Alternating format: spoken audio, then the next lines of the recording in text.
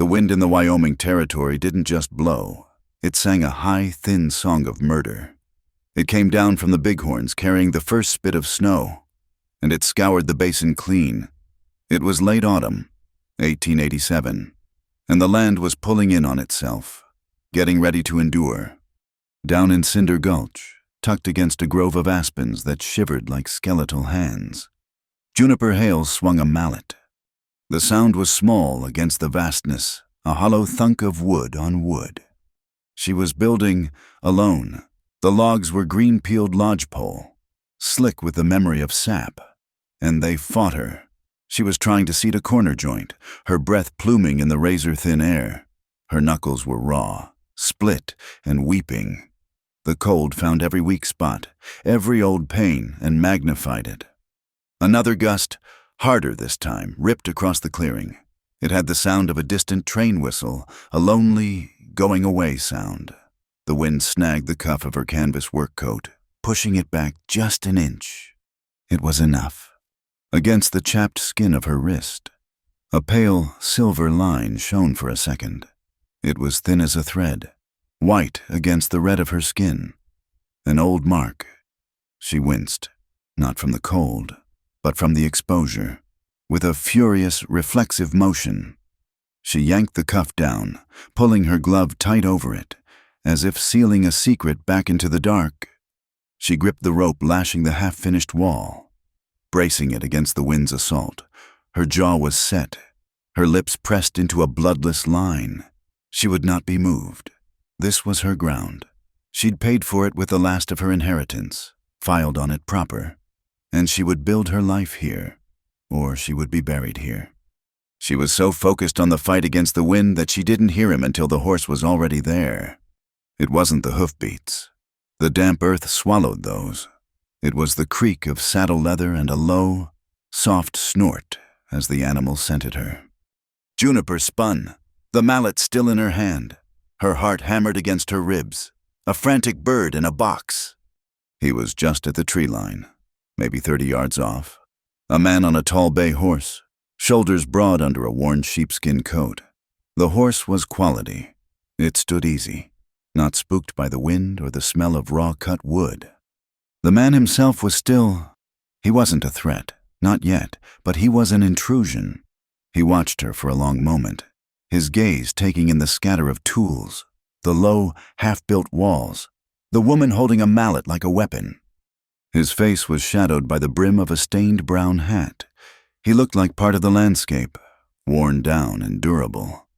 He touched 2 fingers to that brim, a slow, respectful gesture. "Ma'am?" His voice was low, rough, like stones rolling in a dry creek bed. "Beg pardon for the intrusion." Juniper said nothing. She didn't lower the mallet. Out here, courtesy was often a mask for something else.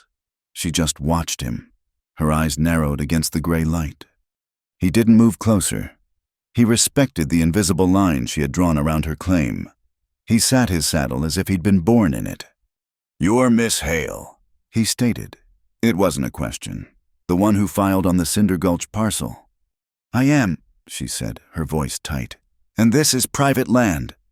"It is," he nodded, accepting the rebuke. "I'm Rowan Black. My outfit is up on Bristlecone Ridge." He gestured vaguely north, toward the high, dark mesas that clawed at the sky. "I ain't trespassing. Just checking the drift. Heard some talk down at Copperfinch Station." Juniper's grip on the mallet tightened.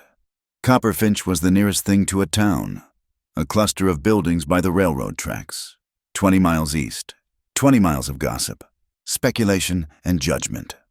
"I don't traffic in talk, Mr. Black." His eyes, when he looked at her, seemed to hold a deep, settled weariness, like he hadn't slept well in a decade. The creases at the corners were sharp. "This ain't idle talk, ma'am, it's water talk." He let that hang in the air. Water, the blood of the territory.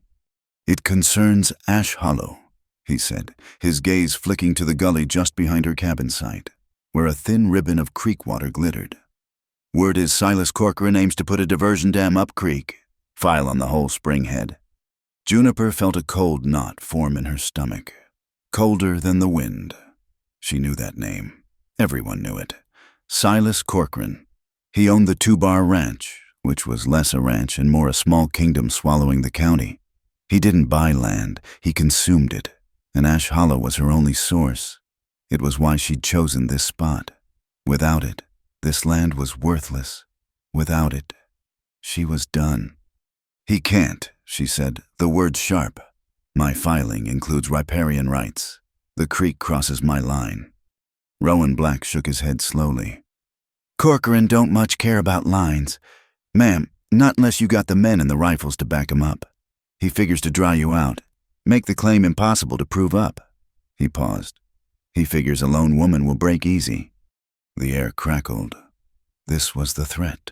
This was the true face of the West. It wasn't the wind or the cold. It was men like Corcoran. Juniper's mind flashed back east to another man in a silk waistcoat with a soft voice and a hard grip.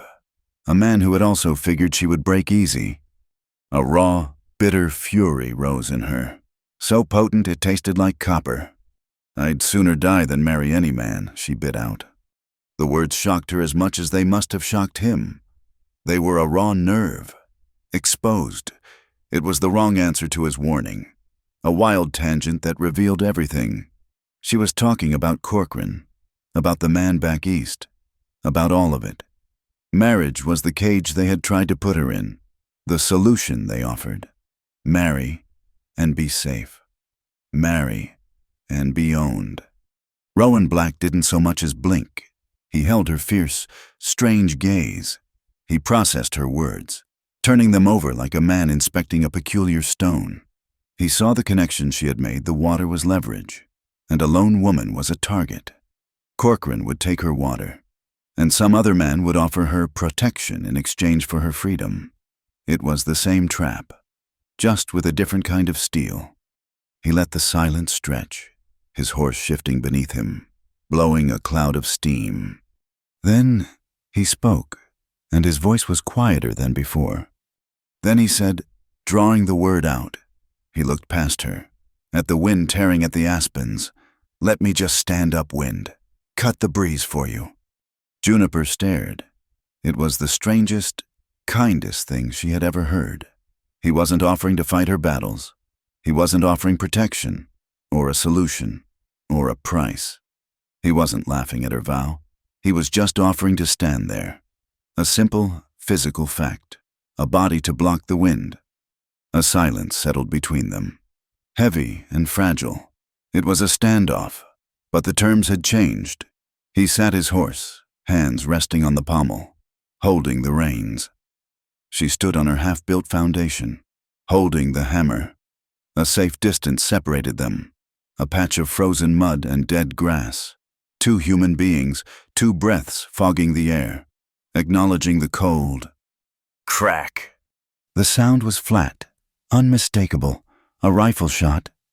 It wasn't close enough to be a direct threat, but it wasn't a hunting shot either. It came from the ridge above Ash Hollow. It echoed once, a hard, metallic slap, and then was gone, swallowed by the wind. Juniper's head snapped toward the sound. Rowan's gaze was already there, steady and calculating. Corcoran's men, he said, his voice flat, testing the line, letting you know they're there. The reality of it settled on her. The rumor was now a rifle shot. Rowan Black gathered his reins. He had delivered his message. The spell was broken. You'll need more than rope to hold these walls against a winter gale. Miss Hale, he said. His tone was practical again. All business. You'll need iron.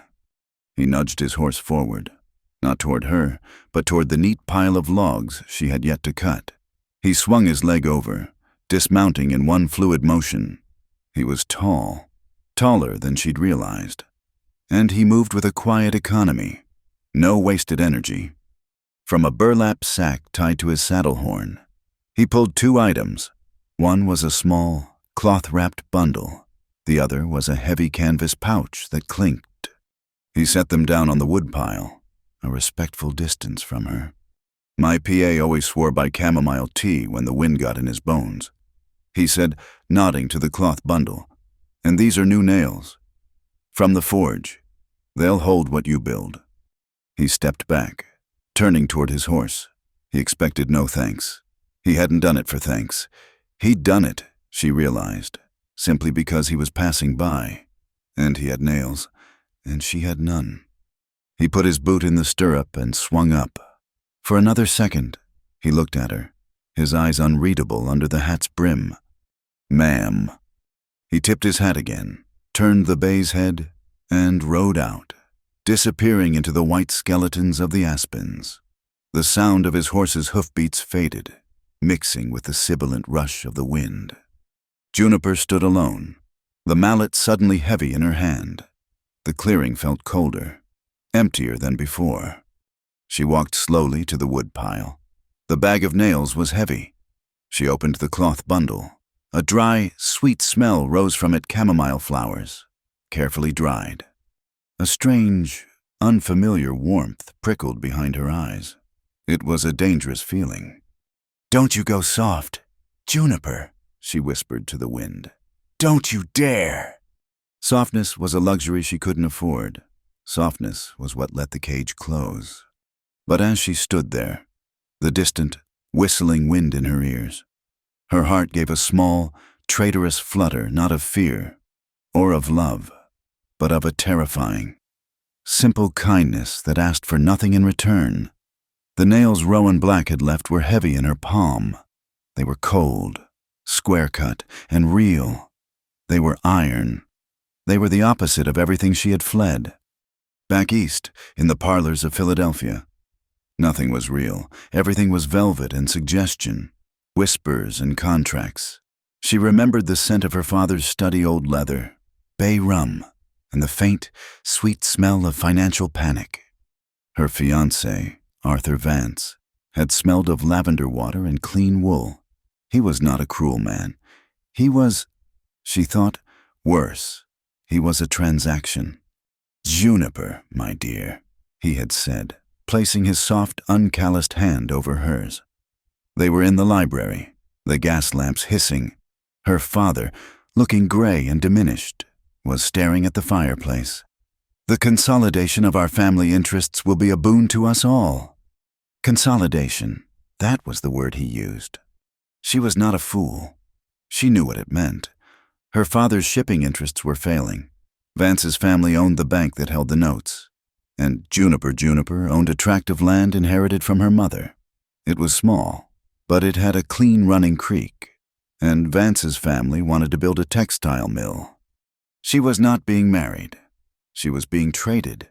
Her land, her name, her future, all for her father's reputation. "Arthur," she had said, her voice shaking just a little, "I do not love you." He had smiled, a patient, untroubled smile. "Love is a happy byproduct of a suitable match. My dear, we are very suitable." That night, she had looked at the engagement ring he'd given her. It was a cold, clear diamond, sterile as ice. It was a cage, a small, polite, respectable cage. She had spent her entire life learning to be silent, to be suitable, to be small. And in that moment, something inside her, something she thought had died, snapped. She did not pack her dresses or her jewelry. She packed her drafting tools, her rulers, her level, and her portfolio of drawings. For 2 years, she had secretly studied hydraulics and engineering. Her passion wasn't needlepoint. It was water. The maps she'd drawn of her mother's land weren't just sketches. They were precise, calculated plans for a series of flumes and a water wheel. The Hale Ditch, she'd called it in her private ledger. They weren't just taking her. They were taking her mind. She left the ring on the velvet cushion and walked out with her maps. She took a train until the money ran low, and then she kept going west until the world was wide and empty. And the only person who could build a cage for her was herself. And that was why she had said it to Rowan Black, the words tearing out of her like a confession. "I'd sooner die than marry any man." It was not a poetic flourish. It was a budget. Freedom was the only thing she had left, and she would pay any price to keep it. Rowan Black rode back toward Bristlecone Ridge, the sound of her hammer starting up again. Thunk, thunk, thunk. It was a stubborn sound. It was the sound of something refusing to be blown away. He hadn't heard a sound like that in Cinder Gulch since before the fever. His own ranch, the Black Range, was quiet. It was too quiet. The silence was a sickness all its own. He'd lived with it for 8 years, ever since the diphtheria had come through like a scythe in 1879. It had taken his father first. Then it had come for the boys. Thomas, who was only 12, with a laugh that always sounded like he'd just gotten away with something. Eli, who was 16, tall and clumsy, just beginning to grow a beard and desperate to be taken seriously as a man. Rowan, at 19, had been strong enough to fight it off. He'd been the one to sit with them. He'd been the one to hold Eli's hand when the boy's breathing turned to a wet, terrifying rattle. He'd been the one to dig the graves on the hill behind the house. His mother had lasted one more winter, hollowed out by the silence. And then she was gone, too. Now there was just him and the land and the quiet. He unsaddled the bay, the horse nudging his shoulder, and walked into the ranch house. It was a solid house, built by his father's hands, but it felt like a barn. It was too big, too empty. He stoked the stove and ladled what was left of last night's pinto bean stew into a tin bowl. He sat at the long plank table his father had built for a family of 6. The stew was cold before he was halfway through. He looked at the chair across from him, Eli's chair. It sat there, accusingly empty. Some nights, the silence was so loud it felt like the chairs were talking to him, asking him where everyone had gone. He pushed the bowl away. That sound, thunk, thunk, thunk. It was the sound of life, down in the gulch. A lone woman was fighting the wind, and it was the first thing that had felt real to him in a very long time. That night, Juniper did not sleep. She lay on her narrow cot, the wind screaming through the gaps in her half-built walls. The chamomile tea had warmed her hands, but the cold inside her was from Silas Corcoran. She listened. Drip, drip, drip. It was the sound of her water catch, a small tarp angled into a barrel. It was all she had. If Corcoran choked off Ash Hollow, that sound would stop. The barrel would dry up, and she would blow away like tumbleweed. She couldn't lie still. The rage and the fear were a bad mix, a bitter acid in her stomach. She lit her lantern, the small flame throwing huge, dancing shadows on the raw wood. She pulled out her maps. She was an engineer. Damn it, this wasn't just a patch of dirt. It was a problem of physics. She studied the topography map she'd drawn of the gulch. The land sloped. Everything in this country sloped. Corcoran was planning to dam the creek upstream, where it was easy, but the grade, the natural fall of the land. Her fingers, raw and split, traced a line. If she started her own channel here, just inside her property line, and cut across the North Ridge. Following the contour, she could pull the water before it even got to Corcoran's new dam. The land itself would do the work, gravity pulling the water down. It would be a long cut. She did the math in her head, pacing it out, at least a mile, maybe 1.3 miles.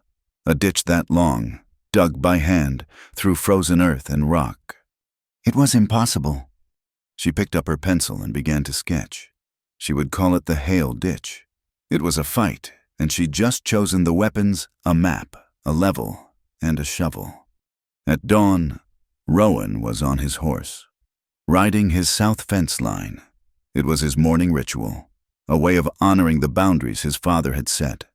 But he wasn't just looking for stray cattle. He was looking for Corcoran. He found the tracks first. 3 riders, shod with the half-moon crescent that Corcoran's men used. They hadn't cut his fence. They'd done something worse. On the alkali flat just south of his property public land, a buffer zone was a row of new survey stakes. They were bright, freshly cut pine, sharp and yellow against the gray scrub. Rowan dismounted, walking the line. It was Corcoran's signature move. Boundary creep. He'd stake public land, claiming it was a surveying error. He'd run his cattle on it, fouling the water, grazing it down to bare dirt. By the time the land office agent rode out from Cheyenne, the land would be useless, and Corcoran would buy it for 10 cents on the dollar. This new line of stakes was closing the valley, fencing in the open range, piece by piece. And this particular line, it wasn't just aimed at Rowan. It was aimed directly at the gap between his own pasture and the new Cinder Gulch claim. He was building a wall, isolating them both, isolating her. When Juniper returned from checking the creek, it was definitely running slower. Or was she just imagining it? She found a piece of foolscap paper folded and tucked into a gap between the logs of her wall. It wasn't a friendly note. There was no greeting. She unfolded it. The handwriting was crude, blocky, pressed hard into the paper. A women shouldn't hold maps. A cold, sharp fear, entirely different from her worries about the water, shot through her. This wasn't a distant threat from a cattle baron. This was a hand, a person. Someone had stood right here, where she lived, and left this. She scanned the ridges. The aspens looked like spies. The wind whispered, and it sounded like a laugh. Her first impulse was to run. Her second was a fury so cold and clean it burned the fear away. She walked to her fire pit, crumpled the note in her fist, and tossed it onto the coals. She watched the edges curl and blacken. "I'll hold a map," she whispered to the rising smoke. "And a shovel." The next morning, the sky was a raw, angry red when Rowan appeared. He wasn't at the tree line. He was at the edge of her camp, leading a massive draft horse hitched to a logging sled. Juniper, who had been trying to sharpen her small axe, gripped the handle. "Miss Hale," he said. His voice was flat. No morning pleasantries. "Mr. Black." "The wind's coming back," he said, looking at the sky. Not at her. "These aspens are too soft for roof beams. They'll bow. You need pine from the upper ridge. I brought the sled. I can have a load down for you by noon." He was offering again, but this was different from the tea and nails. This was a day of his time. This was help. She looked at the massive horse, steam pluming from its nostrils. She looked at the logs she'd been struggling to move, and the small, inadequate axe in her hands. He was right. Accepting his help would mean she'd have a roof before the snow, and it would mean she owed him. "I thank you for the offer, Mr. Black," she said, her voice stiff and formal. "But I have no way to pay you for a day's hauling." "I wasn't asking for pay." "Then I must decline," she said. He stood there, the horse shifting beside him. He looked at her, then at the axe, then at her raw knuckles. He saw the pride in her. It was sharp as a shard of obsidian. He seemed to understand that it was all she had. "All right," he said slowly. He turned, not to leave, but to the side of his sled. "But that axe is for splitting, not felling, and the handsaw you got is for joinery. It'll take you a month to cut what you need." He unstrapped a long, two-man crosscut saw. Its teeth were freshly filed, oiled, and wicked sharp. "I'll be clearing brush on my own north line," he said, his back mostly to her. "The saw it doesn't need to be." He leaned the saw against her woodpile. A loan, not a favor. A tool, not a rescue. She watched him. He was giving her a way to accept without bending. She let out a breath she hadn't realized she was holding. "I will return it by sundown." "No hurry," he said. He gathered the reins of his draft horse. He started to walk away. "Mr. Black," she called out. He stopped and turned. The low, burning light of the sunrise hit them both. For a second, the wind died, and the world went utterly silent.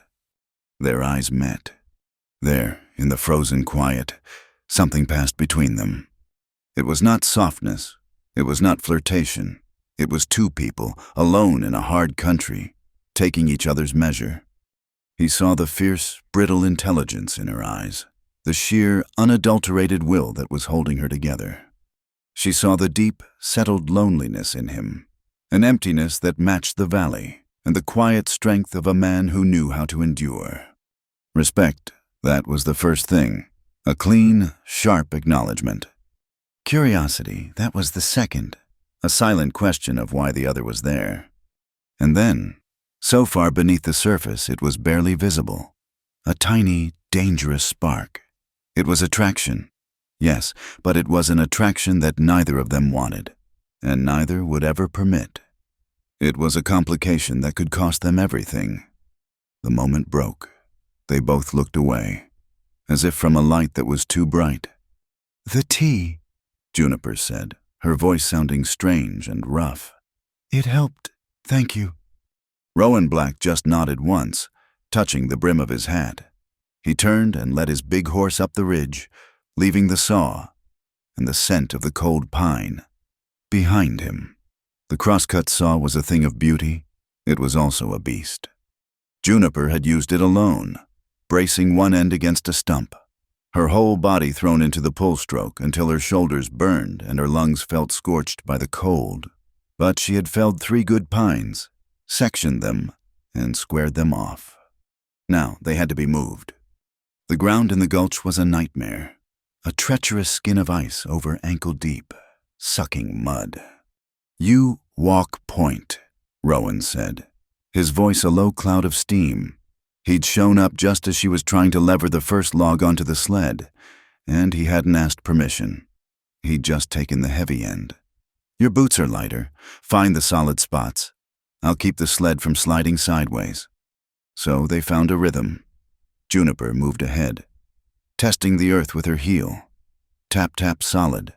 She'd find a purchase, an exposed root or a patch of frozen gravel, and wave him on. Then, the brute force Rowan, his back bowed, would heave the sled, his muscles straining against the sheepskin coat. The draft horse, a Belgian named Goliath, would lean into its harness, great muscles bunching, and the sled would lurch forward with a groan of wood on ice. "To the left," Juniper would call. "There's a sinkhole by that alder." He would grunt, shifting his weight, using his entire body as a rudder, fighting the sled's desire to slide into the gully. They worked like that for hours, in a shared, gasping silence. Their only communication a series of nods, grunts, and pointed fingers. They were a 2-person engine, fueled by her eyesight and his strength. By noon, the logs were stacked beside her cabin walls. They were both slick with sweat, despite the air being cold enough to sting. Juniper leaned against the stack, wiping her forehead with a gritty glove. "They're good," she said, her voice rough with exhaustion. "They'll hold," Rowan replied. He was checking Goliath's harness. "Now comes the trusses." "Mortise and tenon," she said, tapping a log. "If I cut the joints clean, they'll lock together. The weight of the roof will just make them tighter. It's physics." He paused, running a hand over the rough bark. A small smile touched the corners of his mouth, making the weary lines there soften. "Physics is fine for Philadelphia. Miss Hale. But physics ain't never met a 90-mile-an-hour east wind coming off the high plains. That wind don't just push, it pulls. It'll suck a mortise joint right apart." "It's a sound design," she insisted, though she felt the first prickle of doubt. "It's a slow design," he countered, gentle but firm. He walked over to the heavy pouch he'd left by her woodpile days ago. He picked up one of the long, square-cut nails. "This is a Wyoming design, a forge-welded nail, driven clear through the pine, and the tip bent over on the other side. That's a marriage, ma'am. Till death do us part. The wind can take the whole roof, but it won't take it apart in pieces." She looked at the nail in his hand. He was right, of course. His logic was brutal and simple, like the land itself. I'm not skilled at that kind of framing," she admitted, hating the concession. "I am," he said simply. "You've got the walls up. That's the hard part. The roof needs a raising." He didn't wait for her to argue. He just started sorting the logs, sighting down them for the straightest grain. And Juniper, swallowing the last, bitter piece of her pride, picked up her hammer. They worked. The next day, she was finishing the roof on the small, ramshackle shed that had come with the property. She was using it for feed storage, and the existing shingles were rotten. Rowan was on the main cabin. His hammer blows a steady, comforting rhythm in the cold air. Juniper stretched, reaching for the last warped shingle on the shed's low roof. It was just an inch too far. She planted her left boot on a crossbeam, leaned, and the frost on the wood gave way. It wasn't a real fall. It was a slide, a sudden lurch, a gasp of lost balance. She didn't even have time to cry out. A force, solid and immediate, met her. Rowan was there. He had moved from the cabin roof to the ground in a blur, his feet seemingly not touching the earth. He hadn't caught her so much as braced her. His hands were on her waist, hard and certain, stopping her slide. Her own hands flew out, landing flat on the solid wall of his chest. Everything stopped. The world shrank to the space of a single breath. The wind died. The sound of the hammer's echo faded. She could feel the heat of his palms through her thick canvas coat. She could feel the steady, slow beat of his heart under her own glove. He was so close she could see the silver flecks in his gray-blue eyes, the deep groove beside his mouth. He smelled of pine sap, cold air, and the faint, metallic tang of forged iron. He wasn't breathing. Neither was she. It was a moment of pure, unthinking contact. A man and a woman, held together by a simple slip of a boot. Then the awareness crashed in. Juniper pulled her hands back as if burned, scrambling for balance on the roof. I'm all right. I slipped." Rowan let go just as quickly, stepping back, his hands dropping to his sides. He looked at his own palms, as if surprised to find them empty. "The frost," he said, his voice thick. "It's slick." A hot, painful blush flooded Juniper's face, stinging in the cold. She felt clumsy, foolish. Then Rowan did something that shocked her. He laughed. It wasn't a laugh she'd heard before. It was a short, rusty sound, pulled up from deep in his chest, as if the mechanism was out of practice. The surprise of it made her laugh, too, a breathless, embarrassed bark of a laugh. They stood there for a second, him on the frozen ground, her on the low roof, caught in a shared, ridiculous, and profoundly awkward moment of humanity. "Well," she said, brushing non-existent dust from her coat. "Thank you." "Just standing upwind, ma'am," he mumbled, turning back toward the cabin, his neck a dull red above his collar. A few days later, Rowan rode the high pastures, pushing his cattle a river of red and black hides down from the high country before the real snows came. There were maybe 400 head, a good herd, his life's work. The air was full of their bawling, the sharp whistles of his dog, and the snap of frozen grass under their hooves. He sat his saddle, watching them pour into the wide, sheltered valley of the Black Range. It was a good sight. It was wealth. It was security. And it was hollow. He would drive them to the corrals, get the feed spread, and walk back to the house. And the house would be silent. The table would be empty. The chairs would be cold. He thought of the sound of her hammer, down in Cinder Gulch, a small, stubborn sound, fighting the silence. He thought of the sound of her laugh, breathless and real. For the first time in 8 years, Rowan Black looked at the vast, lonely kingdom his father had built and felt a deep, aching wish that there was anyone to watch the herd come in with him. The cabin was nearly enclosed, but the wind was a living thing. It was a snake, finding every tiny crack between the logs, hissing into the room, stealing the heat from her stove.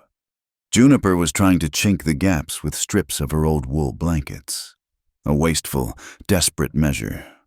Rowan, stopping by on the pretense of checking her chimney flue, watched her. "That'll just rot out," he said. "It's all I have," she retorted, her fingers numb. He nodded, left without another word, and returned an hour later with 2 large burlap sacks. He dumped them on the floor. They were full of dried, pale green sphagnum moss. From the bog on the north ridge, he explained. My ma swore by it. He showed her how to soak it in a bucket of water until it was pliable, then how to pack it into the cracks with a wooden paddle. It'll swell up tight as a drum, he said, his big hands working with surprising delicacy. When it freezes, it's like iron. Then it dries in the spring, and it's still tight, better than mortar. They worked together, side by side, pressing the damp, earthy-smelling moss into the walls. It was intimate work, quiet and focused. The next morning, Juniper went to saddle her horse for a ride to the creek. She found a new, dark leather rein coiled neatly on the saddle. Her old one had been a frayed piece of rope. This one was hand-braided, supple and strong, the leatherwork precise, the buckles shining. She looked toward Bristlecone Ridge. It was his way, a gift for a gift, a skill for a skill, an unspoken ledger, perfectly balanced. But the water was still the problem. The moss stopped the wind, but it couldn't create water. Here, she said to him that afternoon, pointing at her map. This is the line, 1.3 miles. The grade drops 8 feet. He studied her calculations. His brow furrowed. That's a lot of digging. Miss Hale, you'll be hitting rock by the time you're halfway. I know, but look. She took him to the spot, just inside her property line. The creek gurgled past, oblivious. We don't need to dig the whole thing now. We just need to prove it. She handed him a shovel. He took it, and together, they began to dig a test. Not the full ditch, just a small channel, maybe 20 feet long, following the contour line she had staked out with string. It was hard, back-breaking work. The ground was frozen 2 inches deep, and beneath that was rocky soil. But they spelled each other, one digging, one clearing, until a shallow, uneven trench snaked away from the creek. All right, she said, breathing hard. She kicked a hole in the creek's soft bank. A small tongue of water separated from the main flow.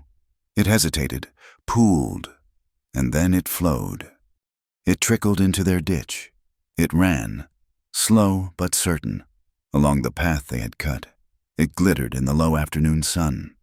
Juniper let out a sound, half sob, half laugh. Rowan just stared, a look of profound, quiet satisfaction on his face.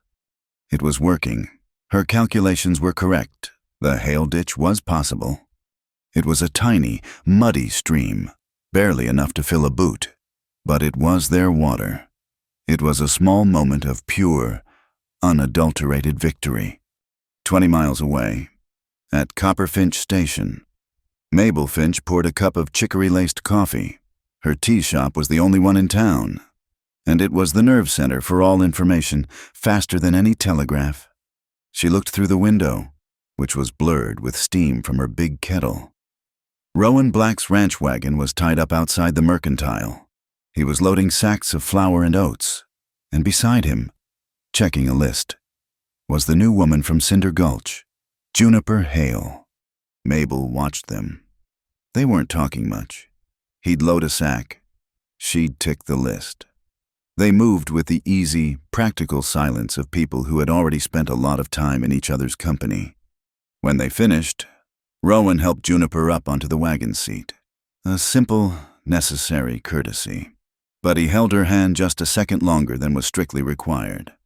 Mabel Finch, a woman who had seen 1,000 such gestures, simply went back to polishing her cup.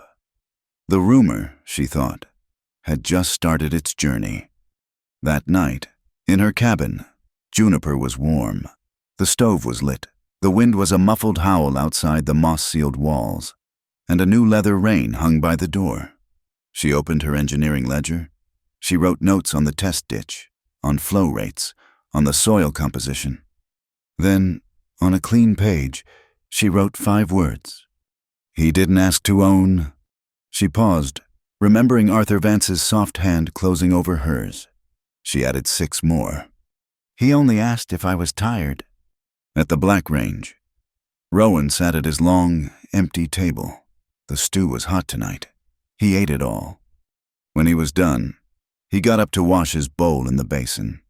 He stopped. He turned back to the table, took a second, clean tin cup from the shelf, and set it on the table, across from his own. He looked at it for a long time. It was a habit from a life that was long gone, but tonight it felt like a new habit, a promise. Maybe. He left the cup there. Outside, in the darkening blue-gray sky, a lone red-tailed hawk caught the last of the light. It circled over the valley, a perfect, patient shape against the twilight. It was a moment of peace. But it was a fragile peace, balanced on the head of a pin. And the air was getting colder. The fragile peace of the high country, balanced as it was on the morning's cold. Clear light was shattered not by a gunshot, but by the sound of wheels. It was a sound that didn't belong. The crunch of iron-banded carriage wheels on the rocky trace road to Bristlecone Ridge was an obscenity against the whisper of the pine and the distant cry of a hawk. Juniper was at Rowan's ranch, having ridden up at dawn to compare her water-level measurements with his. They were standing near his corral, two figures in worn canvas, heads bent over a shared map, when the sound made them both look up. The carriage was black. It was not a practical buckboard or a sturdy farm wagon. It was a city carriage, lacquered and polished, pulled by a matched set of black trotters that looked too clean for the territory. It rolled to a stop in the yard, the horses steaming, and the dust settling on its shine like a violation. Rowan's hand, which had been pointing to a contour line on the map, slowly clenched into a fist at his side. He didn't move, he just watched. The door was opened by a driver, and a man stepped out. He was not a rancher. He wore a tailored wool frock coat, a silver brocade vest, and a round-crowned city hat. He was clean-shaven, save for a neat, trimmed mustache, and he smiled as he looked at the solid, unpainted ranch house. It was Silas Corcoran. "Mr. Black," Corcoran called out, his voice smooth and carrying, with none of the Western drawl. It was a voice that was used to giving orders in boardrooms. "A fine property your father built with a strong hand." Rowan moved, stepping in front of Juniper almost without thinking. "Corcoran, you're a long way from the two-bar." "Business brings me, as it always does." Corcoran surveyed the yard, his eyes landing on Juniper. He registered her, dismissed her, and turned back to Rowan. "I've come about the water." "The water's not for sale."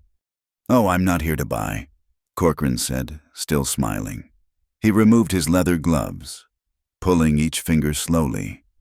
"I'm here to reclaim. My geological surveys show that the aquifer feeding your and her little spring at Ash Hollow is, in fact, the primary source for my entire Lower Valley operation. It is a vital resource for the development of this territory." He used the words like weapons, reclaim, surveys, development. "That spring has been part of the Black Range since my father filed in 1859, Rowan said, his voice a low, dangerous rumble. 1859, a quaint year. Corcoran's smile widened. A time of traditions, but we are in an age of law. Mr. Black, an age of progress. And the law is on the side of those who use the land to its fullest potential, not those who simply subsist." As he spoke, the other carriage door opened. A woman emerged. If Juniper was the frontier, this woman was the parlor. She was dressed in dark, rich velvet, with a hat pinned at a precise, fashionable angle. She was young, pale, and lovely. Her name was Prudence Vale, the daughter of the circuit preacher, and her voice, when she spoke, was like honeyed tea. "Silas, you must introduce us," she said, gliding forward. Her eyes swept over Juniper, taking in the men's trousers, the mud on her boots, the unpinned hair. It was not a look of aggression. It was a look of profound, calculated pity. "Mr. Rowan Black," Prudence said, offering a small nod. "My father speaks of your family's isolation, and this must be—" "Juniper Hale," Juniper said, her voice flat. Miss Hale, of course, the homesteader. Prudence's smile was all sweetness, but her eyes were sharp as a skinning knife. We at the church have been so concerned. It is a terrible trial for a woman of any delicacy to be so alone, so far from civilizing comforts. I find I am comfortable enough. Juniper said, But are you safe? Prudence countered, her voice dropping to a confidential murmur. Reputation, my dear Miss Hale, is a woman's truest and most fragile property, more valuable than any plot of land, and in a wild land such as this it must be guarded with absolute vigilance. Her gaze drifted, just for a second, to Rowan, standing beside Juniper. The implication was as clear as a knife in the ribs. A single woman, living alone, spending her days with a bachelor rancher. My men are already at work. Corcoran cut in, bored with the social niceties. He gestured to the ridge behind them, the one that overlooked Cinder Gulch. Juniper turned. 3 men on horseback were down by Ash Hollow. On her land, they were carrying bright yellow pine stakes. Even from this distance, she could hear the solid thwack of a sledgehammer driving the first stake into the earth, right beside the test ditch she and Rowan had dug. That, Juniper said, her voice shaking, is my property line. A line that is now in dispute, Miss Hale. Corcoran said smoothly, My surveyors are simply marking the boundaries of my legal claim, a claim I filed with the Territorial Court in Cheyenne last Tuesday, an appropriation right for the entire Ash Hollow source, for the greater good of the valley. You can't, Rowan said. I have prior use. My charter proves it. Rowan stepped to Corcoran, his body thrumming with a contained, cold fury. He was a good head taller than the other man. My family has used that water without contest for almost 30 years. That is the law in this territory. That, Corcoran said, not flinching, is the tradition, and it protects you, Mr. Black, but it does not protect her. He flicked a dismissive glance at Juniper. Her deed is new. Her claim is unproven. She is, in the eyes of the law, a squatter on a contested source. When I divert the water, your charter will be honored, of course, but her gulch will be dry as a bone by Christmas. It was a brilliant, cruel strategy. He couldn't attack Rowan directly, so he was cutting off the land next to him, isolating him, and destroying his new neighbor, all under the color of law. Prudence Vale stepped forward again, placing a gloved hand on Corcoran's arm as if to calm the situation. It is all so very complicated, isn't it? She sighed, looking at Juniper with that same terrible, sweet sympathy. The law can be such a masculine affair. All these papers and boundaries. It is a heavy burden for a single woman to bear. Prudence smiled. A bright, helpful, devastating smile. You know, Miss Hale, this entire unfortunate matter would be so much tidier if you were married. A husband's name on the deed. A strong arm to represent your interests, it simplifies everything. A good marriage stabilizes a community. Don't you think it gives everything a proper place? The air went still. The offer, the threat, the cage, all wrapped in a velvet ribbon. This was the Eastern world she had fled. Come back to find her. This was Arthur Vance, in a dress. Juniper's heart hammered. Not with fear, but with a white-hot rage that burned away all diplomacy. She looked past Corcoran, past the smiling, venomous face of Prudence Vale. She said, her voice low and as cold as the iron nails in her cabin wall. Would sooner die. The smile on Prudence's face froze, then curdled. It was not the answer she had expected. Corcoran merely raised an eyebrow, as if at a child's tantrum. Rowan Black, who had been a statue of coiled tension, let out a slow breath. He moved, just one step, shifting his position so that he was no longer in front of Juniper, but beside her, shoulder to shoulder. He was not her shield. He was her ally. He didn't look at Corcoran. He didn't look at Prudence. He looked at Juniper.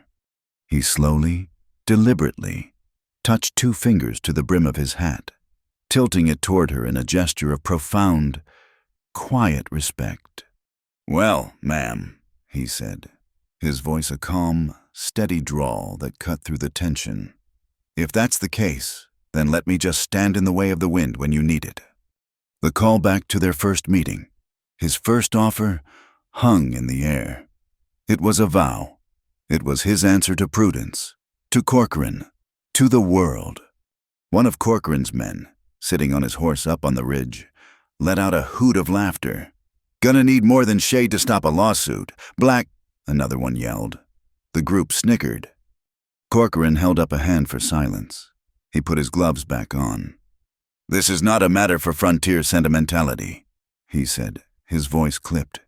"It is a matter of law, and the law will be settled in Pineglass, at the courthouse.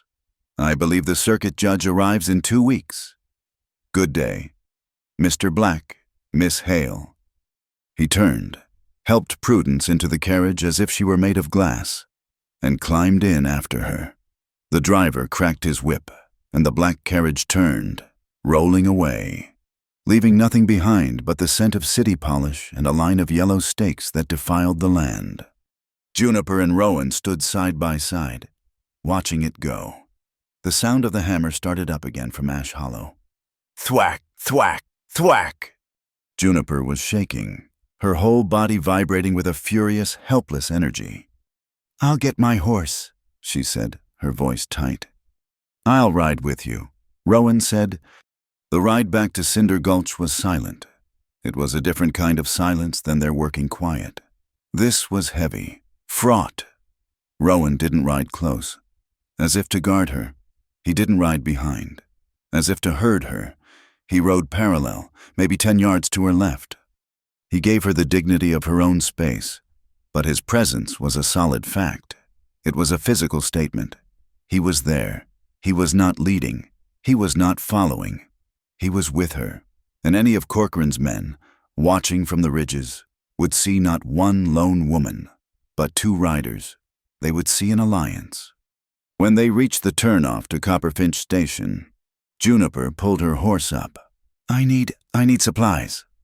He just nodded and followed her into the small, dusty town.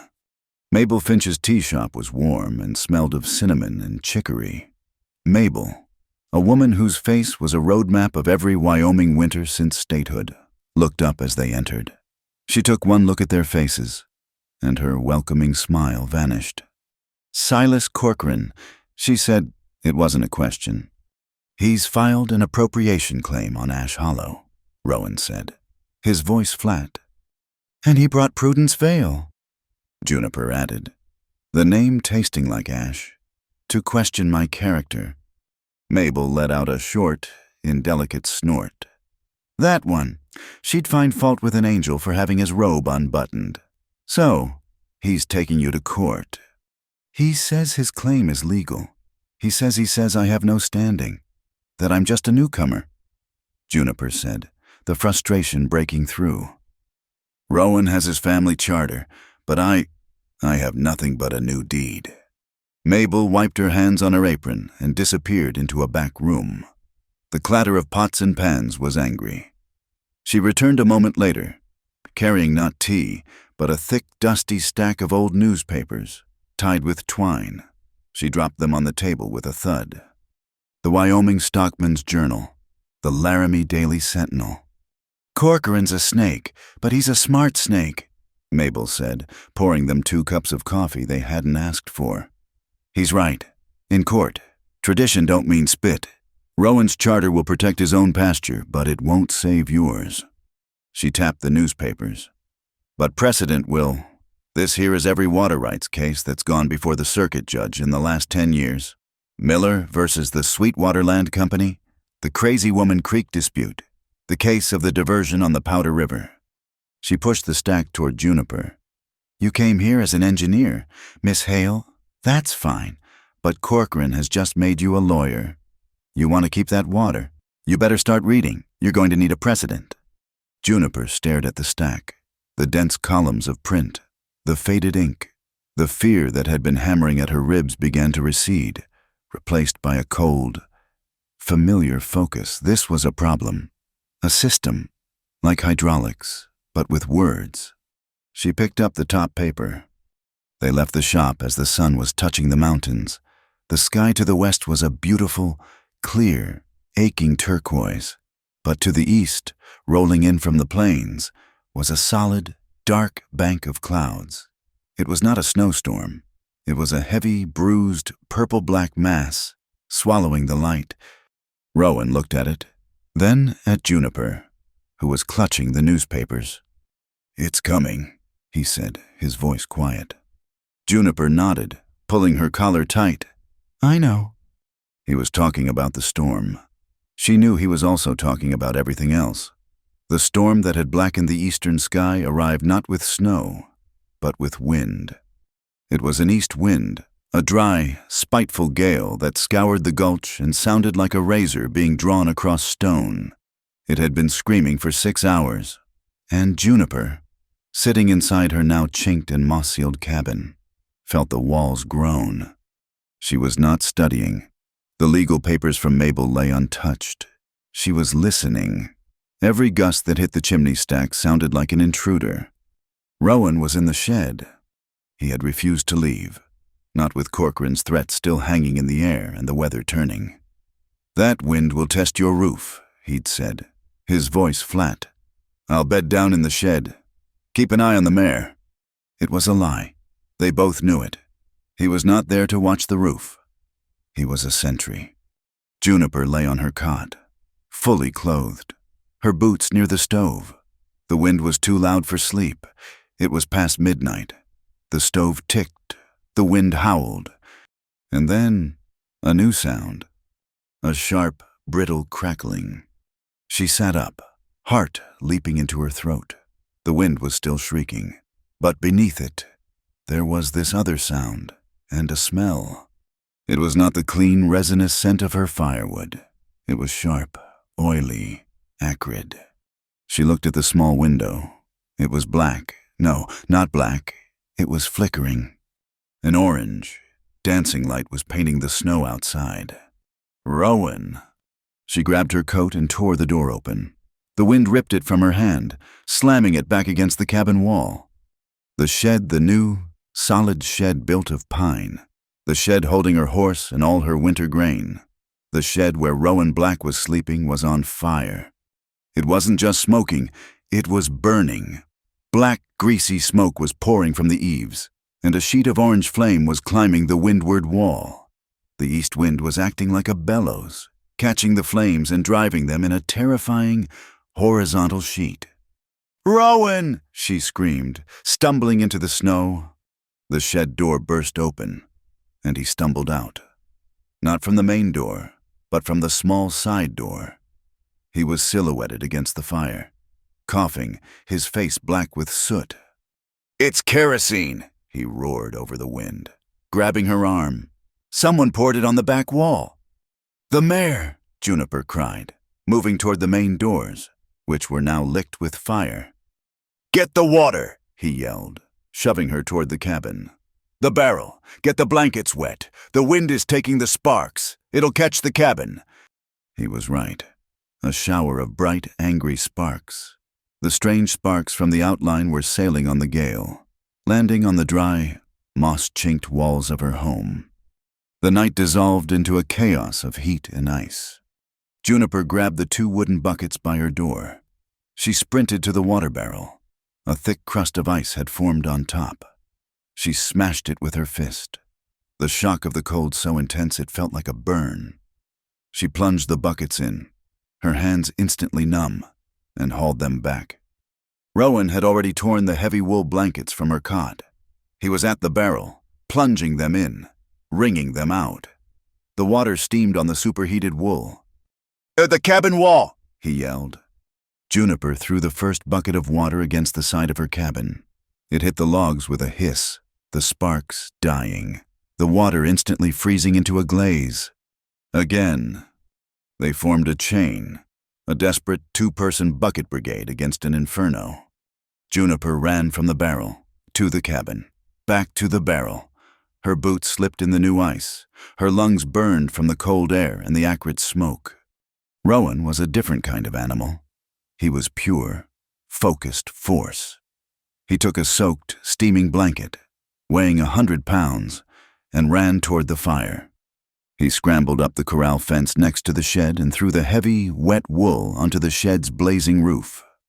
There was a great, wet whoosh as steam exploded into the night. The flames sank, then flared up again around the edges. "It's too hot," he yelled. "The wind's too strong." They were a picture of sweat and frost. The air was 10 degrees, but their faces were slick, their hair plastered to their heads. The smoke clung to them, a choking, oily shroud. Then, from inside the burning shed, came the sound. It was a sound of pure terror, a high-pitched, piercing scream that cut through the wind. The mare! A split second later, the main shed doors, which had been barred from the outside, exploded outward. A massive kick had shattered the crossbeam. The mare, her horse, a young palomino, stood in the doorway, framed in fire. Her eyes were rolling white, mane singed, flanks trembling. She reared, screaming, blinded by smoke and panic, before retreating back into the burning structure. "No!" Juniper screamed, dropping her bucket. "Stay there," Rowan bellowed. He ripped a canvas tarp from a woodpile, shoved it into the water barrel, and wrapped it around his head and shoulders like a shroud. "The lead rope," he shouted at her, his voice muffled. "When I come out, be ready." Before she could argue, he was gone. He ran straight through the curtain of flame and smoke and disappeared into the shed. Juniper's world stopped. There was only the roar of the wind, the crackle of the fire, and the deafening, frantic thud, thud, thud of her own heart. She grabbed the horse's lead rope from where it hung on the corral fence. "Rowan!" She heard a crash from inside, the sound of splintering wood. The horse screamed again, a sound of pain. And then he was there. He burst out of the smoke, backward, dragging the mare by the bridle. The horse was fighting him, wild with terror. Juniper the rope. Juniper ran, clipping the lead to the halter. The horse felt the connection and lunged, pulling them both off their feet. The mare galloped 20 yards into the snow and stood, shaking violently but safe. Juniper turned back. Rowan was not with her. He was on his hands and knees in the doorway of the shed, thick, black smoke pouring over him. He tried to stand, but his lungs were empty. He was choking. Rowan. He collapsed onto the threshold, half in the fire, half out. Juniper ran. She didn't think. She dropped the rope, lunged, and grabbed the only thing she could, the thick leather belt at his waist. She dug her heels into the icy snow and pulled. She was pulling a dead weight. He was a solid mass of muscle and wet wool. "Come on!" she screamed, her voice tearing. She pulled with every ounce of strength, her back muscles screaming. They moved an inch, another. With a final, desperate heave, she yanked him free. He came loose all at once, and they tumbled backward, a tangled heap of limbs, landing hard in a deep snowdrift. He was not moving. "Rowan!" She pounded on his back. "Breathe, damn you! Breathe!" He convulsed, his whole body seizing, and then he vomited. A black, sickening stream of soot and smoke poured from his mouth onto the clean snow. He rolled over, his chest heaving in great, ragged, agonizing gasps. He was alive. Juniper fell back beside him, panting, her own lungs aching in sympathy.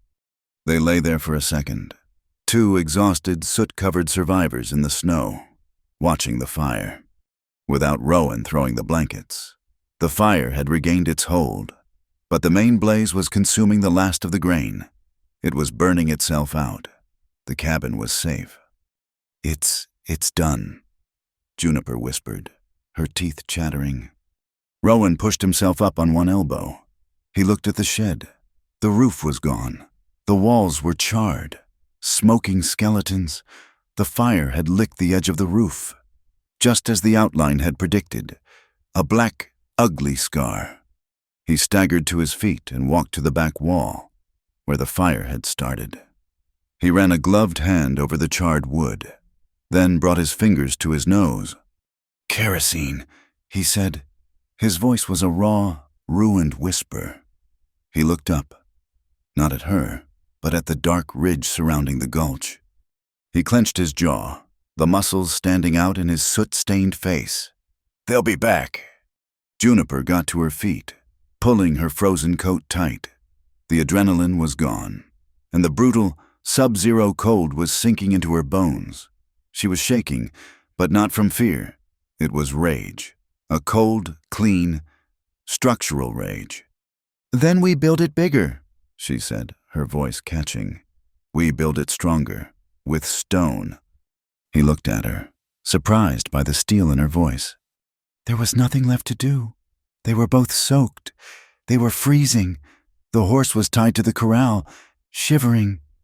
They went into the cabin. The small room was a sanctuary. Juniper stoked the stove until it was roaring hot. They hung their soaking, half-frozen clothes on ropes strung from the beams. The cabin filled with the smell of wet wool, pine smoke, and scorched canvas. They couldn't sleep. They wouldn't. Corcoran's men were still out there. They took the watch in shifts. For the first 2 hours, Rowan sat in the single chair, his rifle across his lap, staring at the window. He was wrapped in Juniper's last dry quilt, his hands raw and blistered from the fire. Juniper sat on her cot, rubbing her freezing feet. The silence in the cabin was thick, punctuated only by the howl of the wind and the tick of the stove. The small, enclosed space, the shared danger. The smell of their drying clothes, it changed the air between them. He was no longer just the man from Bristlecone Ridge. He was the man who had run into a burning building for her horse. She was no longer the strange woman from the east. She was the woman who had dragged him, choking, from a fire. The line between ally and something else was blurring. It was fading in the small, warm circle of lantern light. "Your hands," she said, her voice quiet. He looked down at his blistered palms. "They'll be fine." She got up, tore a strip from a clean linen shirt, and went to the small crate that held her supplies. She came back with a tin of axle grease. "It's all I have," she said. She sat on the floor in front of him. "Give me your hand." He hesitated. He did not move. "Give me your hand, Rowan," she said, her voice firm. He slowly, reluctantly, extended his hand. She took it. His skin was rough, calloused, and now burned. She gently, clinically, spread the grease over the raw blisters. He watched her. He watched the top of her head, the way her hair, damp and smelling of smoke, fell over her face. He could feel the small, steady pressure of her fingers. It was a touch that was not a caress, but it was more intimate than any caress he had ever known. When she finished, she wrapped the linen strip around his palm. "The other one." He gave her the other hand. They sat like that, in the silence, while the wind howled its outrage at the walls. At 3 a.m, she took the watch. He lay down on her cot, his rifle beside him, and was asleep in an instant. The deep, exhausted sleep of a man pushed past his limits. Juniper sat in the chair. She watched the dark square of the window, and she watched him sleep. Dawn came slowly, a reluctant graying of the world. The wind had finally died. Juniper stood at the door, looking at the wreckage. The shed was a black, skeletal ruin. Ash and charcoal were dusted over the new snow, but as the sun's first light hit the gulch, the still smoking embers began to steam, the vapor rising up to meet the morning mist. It was an image of total destruction, yet it felt like a quiet, somber rebirth. Rowan came to stand beside her. He was stiff, sore, his voice gone. They stood together, 2 survivors, looking at the cost of their defiance. He turned and walked to his saddle, which he had managed to save and throw in the snow. From a saddlebag, he pulled a cloth roll. He unwrapped it.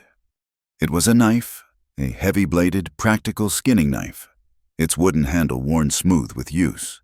But the handle was not plain. Carved deep into the wood was a single, large letter H.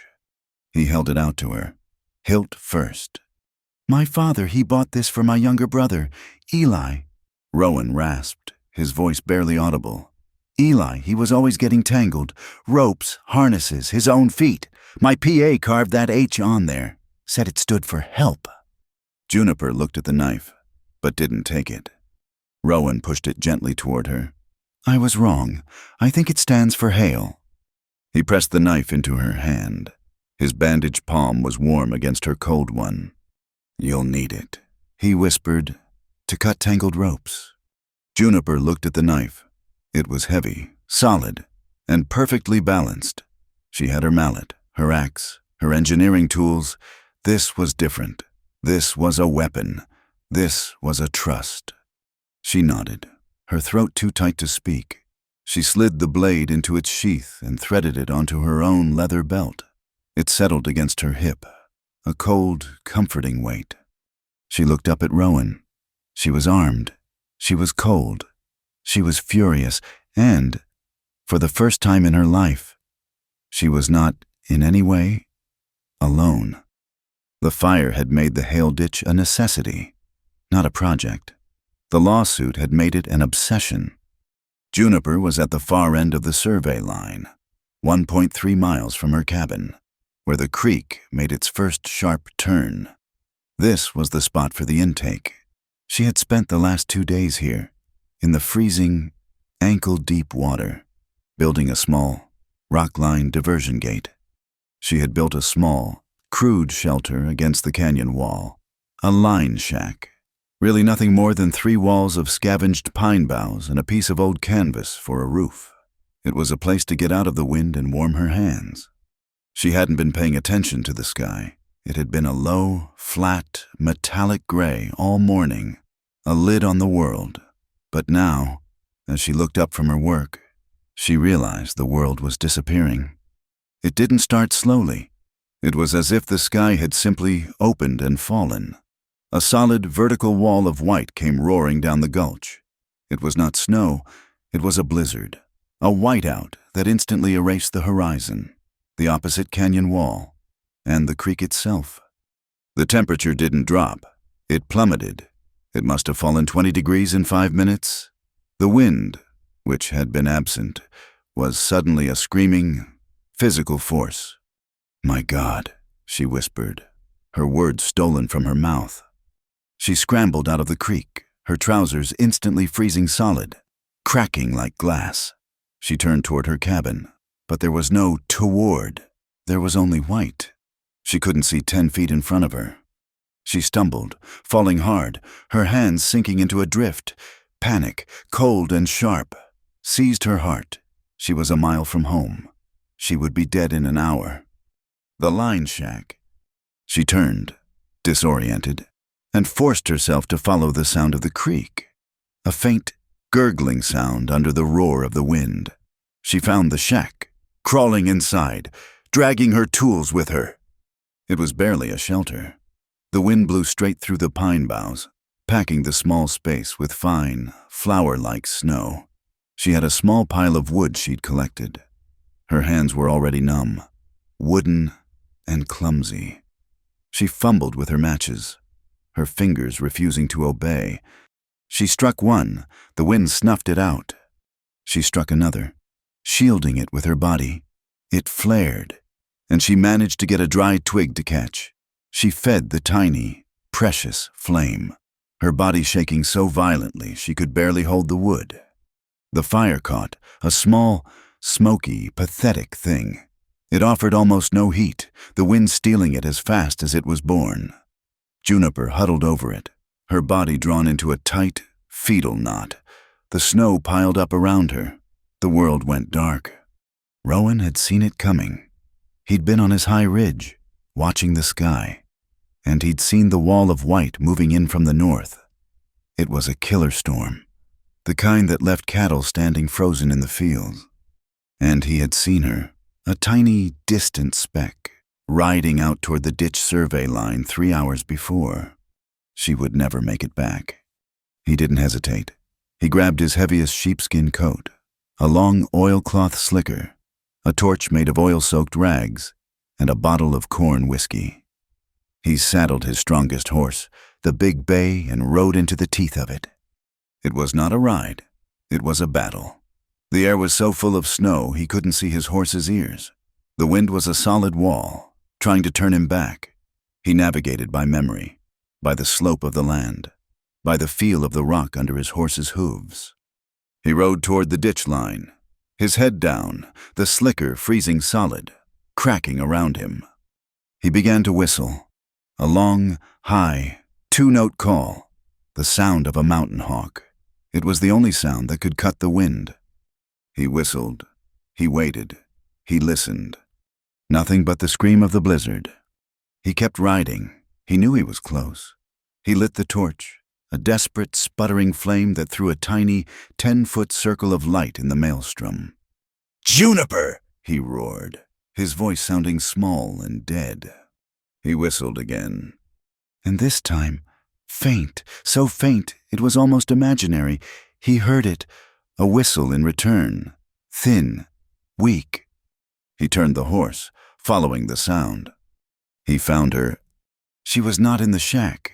She was on her hands and knees, 20 feet from it, crawling, her woodpile exhausted. She had been trying to find more branches. She was covered in snow, a white mound, barely human. He vaulted from the saddle. "Juniper?" She looked up, her face unrecognizable. It was a mask of ice, her eyelashes frozen, her lips blue and cracked. She was moving on pure animal instinct. He didn't say another word. He ripped the frozen slicker from his own body and wrapped it around her, pulling her up. She was rigid, her body already losing the fight. He half-dragged, half-carried her into the tiny, snow-filled shack. "My coat," he ordered, his voice harsh. He unbuttoned his own heavy sheepskin coat, the one that held his body heat, and forced her arms into it. It was like dressing a wooden doll. He wrapped her in it, a massive, warm cocoon. "The fire," she whispered, her teeth chattering so hard she could barely form words. "To hell with the fire," he said. He sat down, pulling her back against his chest, wrapping his own arms around her. Inside the coat, he was sharing his life, his body heat, his own core. "No, you'll freeze," she protested, her voice weak. "Be quiet," he commanded. "Just breathe." They sat like that for a long time, a single, two-backed shape against the storm. He was the windbreak. He was the fire. He took the full, icy blast of the wind on his own back, shielding her with his body, while the torch hissed and sputtered in the snow, a tiny, forgotten star. After an hour, her shaking began to slow. The violent, uncontrollable shudders subsided into a deep, bone-rattling tremor.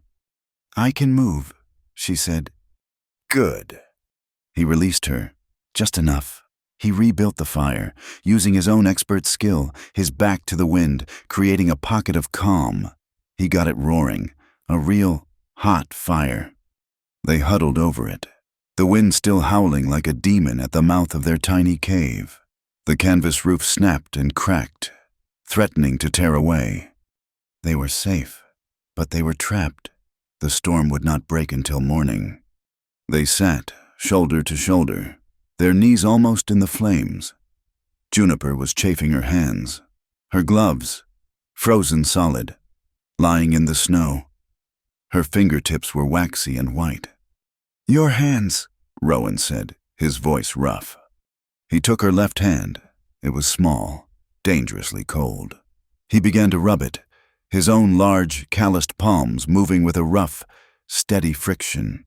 He wasn't gentle. He was trying to force the life back into her. The touch was functional. It was survival. But as he rubbed, the waxy white began to recede, replaced by a painful, red flush. She gasped as the blood returned, a feeling like 1,000 needles. He didn't stop. He just kept rubbing, his head down, focusing on the task. His hand was a furnace against hers. "It hurts," she whispered. "Good," he grunted. "It means it's not dead." He finished with one hand and started on the other. They sat in silence. The only sounds the fire and the wind and the rasp of his palms against her skin. The intimacy of the act was staggering. It was more real, more bare than anything she had ever known. He was patiently, methodically, giving her back her own hands. When he was done, he released her. She curled her fingers, the painful pins and needles subsiding into a dull, warm ache. She looked at him. His face was raw from the wind. His lips chapped. He had given her his coat, and now he sat in just his thick wool shirt, his back to the storm, taking the worst of the cold.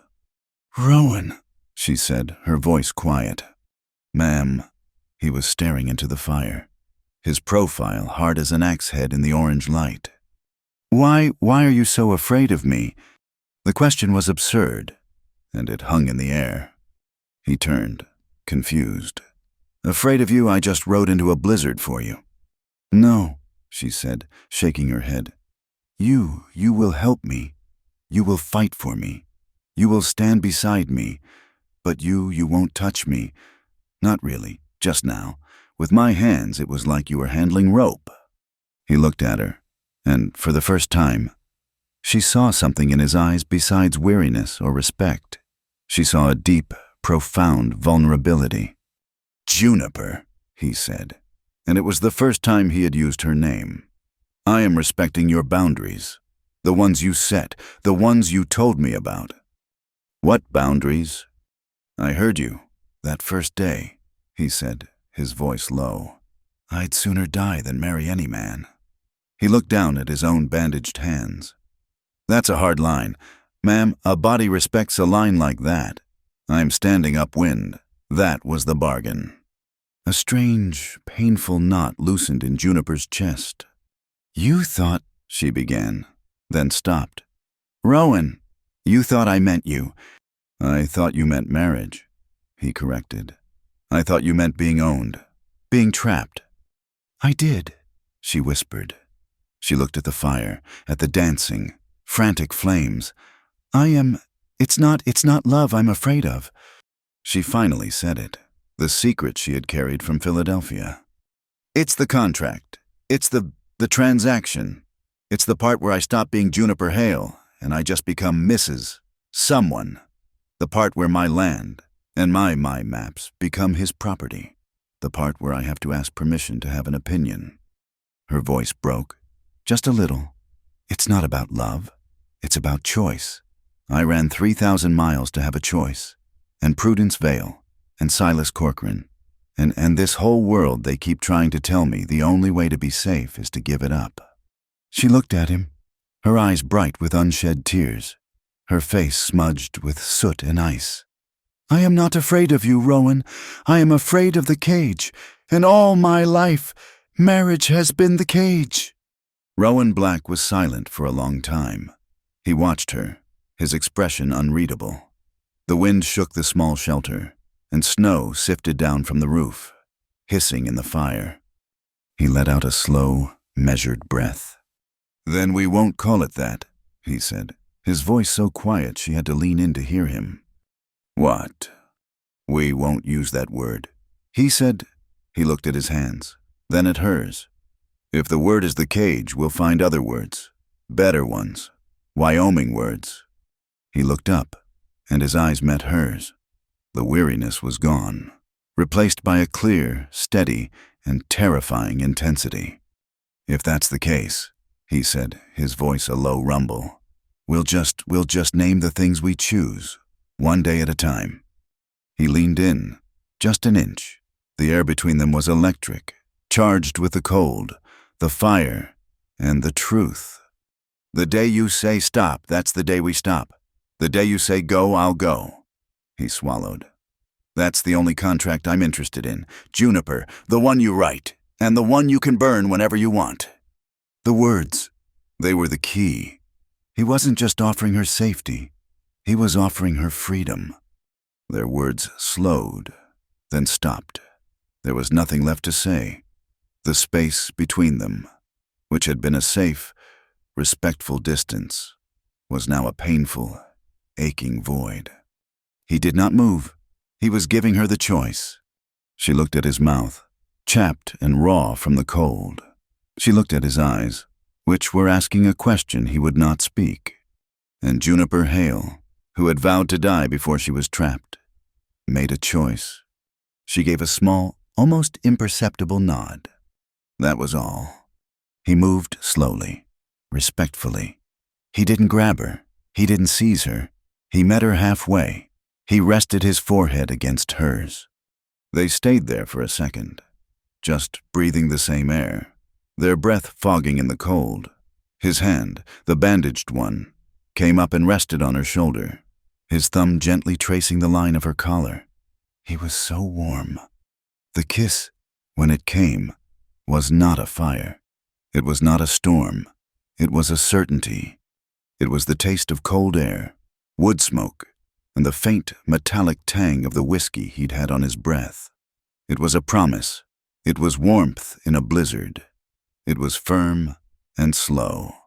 And it was a question, a comfort and an answer. All at once. Juniper's hand, the one he had just saved, slid from her lap and rested on his chest, then moved up, over his shoulder, to the back of his neck. She felt the rough, damp wool of his shirt, and beneath it, the solid, living muscle. She felt the slow, deep intake of his breath as she touched him. His other hand, the unburned one, moved to her waist. It was a careful, respectful touch. He didn't pull her closer. He just held her. His calloused fingers rested on her side, a solid anchoring point in the swirling, chaotic night. He broke the kiss, but only by an inch, and his eyes searched hers, checking, asking, "Is this allowed?" She answered by leaning into his hand, her own fingers tightening in the wool of his shirt.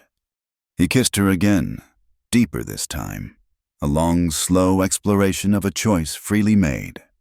The small fire crackled, casting their shadows, huge and flickering, against the snow-dusted walls of the shelter.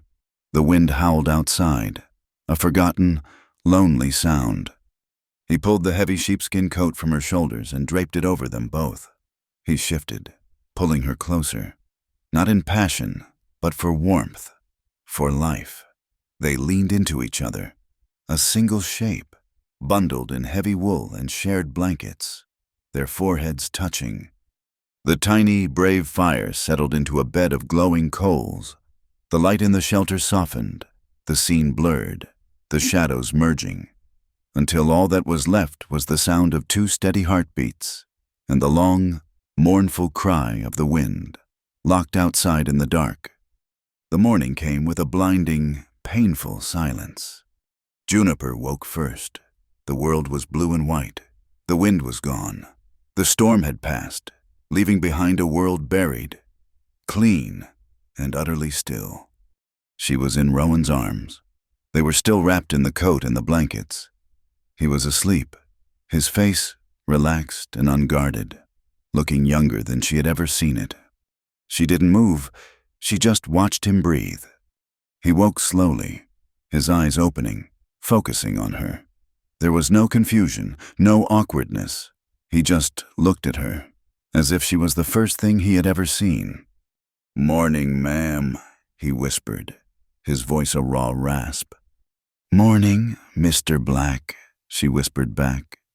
They didn't move for a long time. There were no empty promises, no grand, romantic declarations. The blizzard, the fire, the kiss, they were all real, and they didn't need to be spoken of. Finally, the cold forced them to move. They rebuilt the fire. Rowan went out, his horse a snow-covered statue, and retrieved his saddlebags. He had coffee.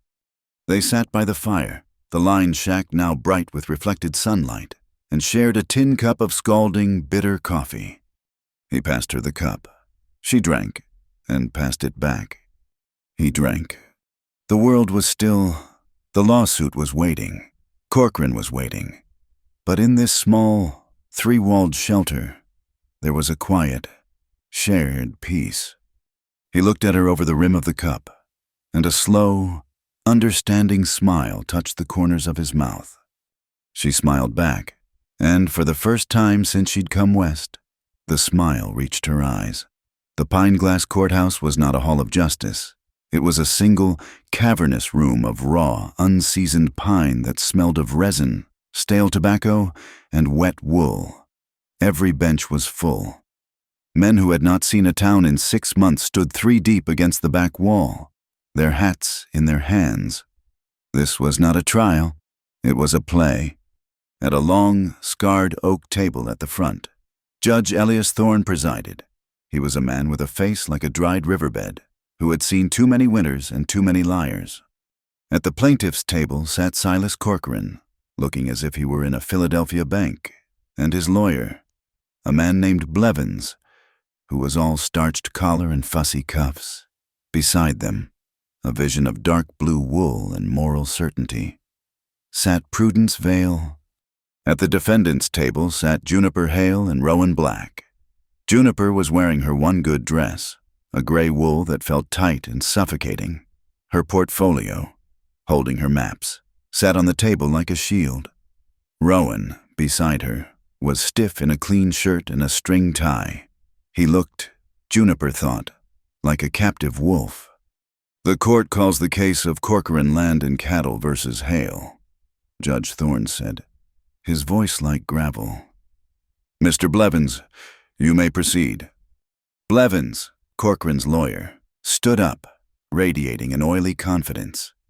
"Your Honor, this is not a matter of sentiment, but of simple, legal fact.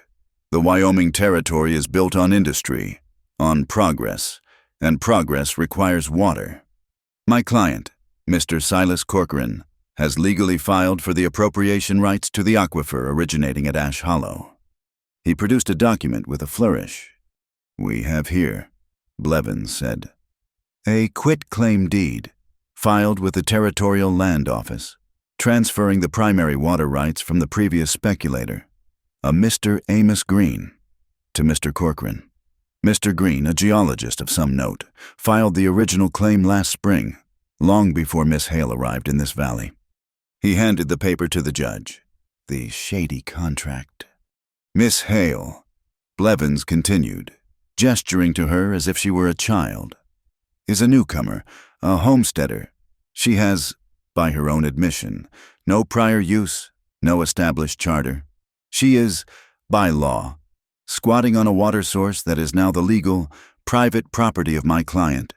We are here simply to ask the court to enforce the law and issue an injunction against her ditch." The room murmured. A contract was a contract. "Miss Hale," the judge said, looking at her over the paper, "you have no lawyer."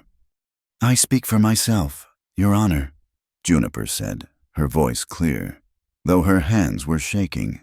She stood, forcing herself to be steady. "Mr. Blevins is mistaken." "Then correct him," the judge said. Juniper untied the leather straps of her portfolio. "Mr. Corcoran's claim is based on a piece of paper, bought from a man who has never set foot in the gulch. My claim is based on the land itself." She unrolled her map and spread it on the table. The room went quiet. It was not a sketch. It was a work of engineering. Inked in black and blue, it showed the contours of the land, the fall line, the precise, calculated 1.3-mile run of the Hale Ditch. Her logbook, filled with 2 months of daily water level measurements, lay beside it. "This," she said, "is my proof of work. This is my beneficial use. Mr. Corcoran wants to appropriate the water. I am irrigating with it. My calculations show the Hale Ditch will water 50 acres of land that are currently dry." She then presented her own deed, the one filed at Copper Finch.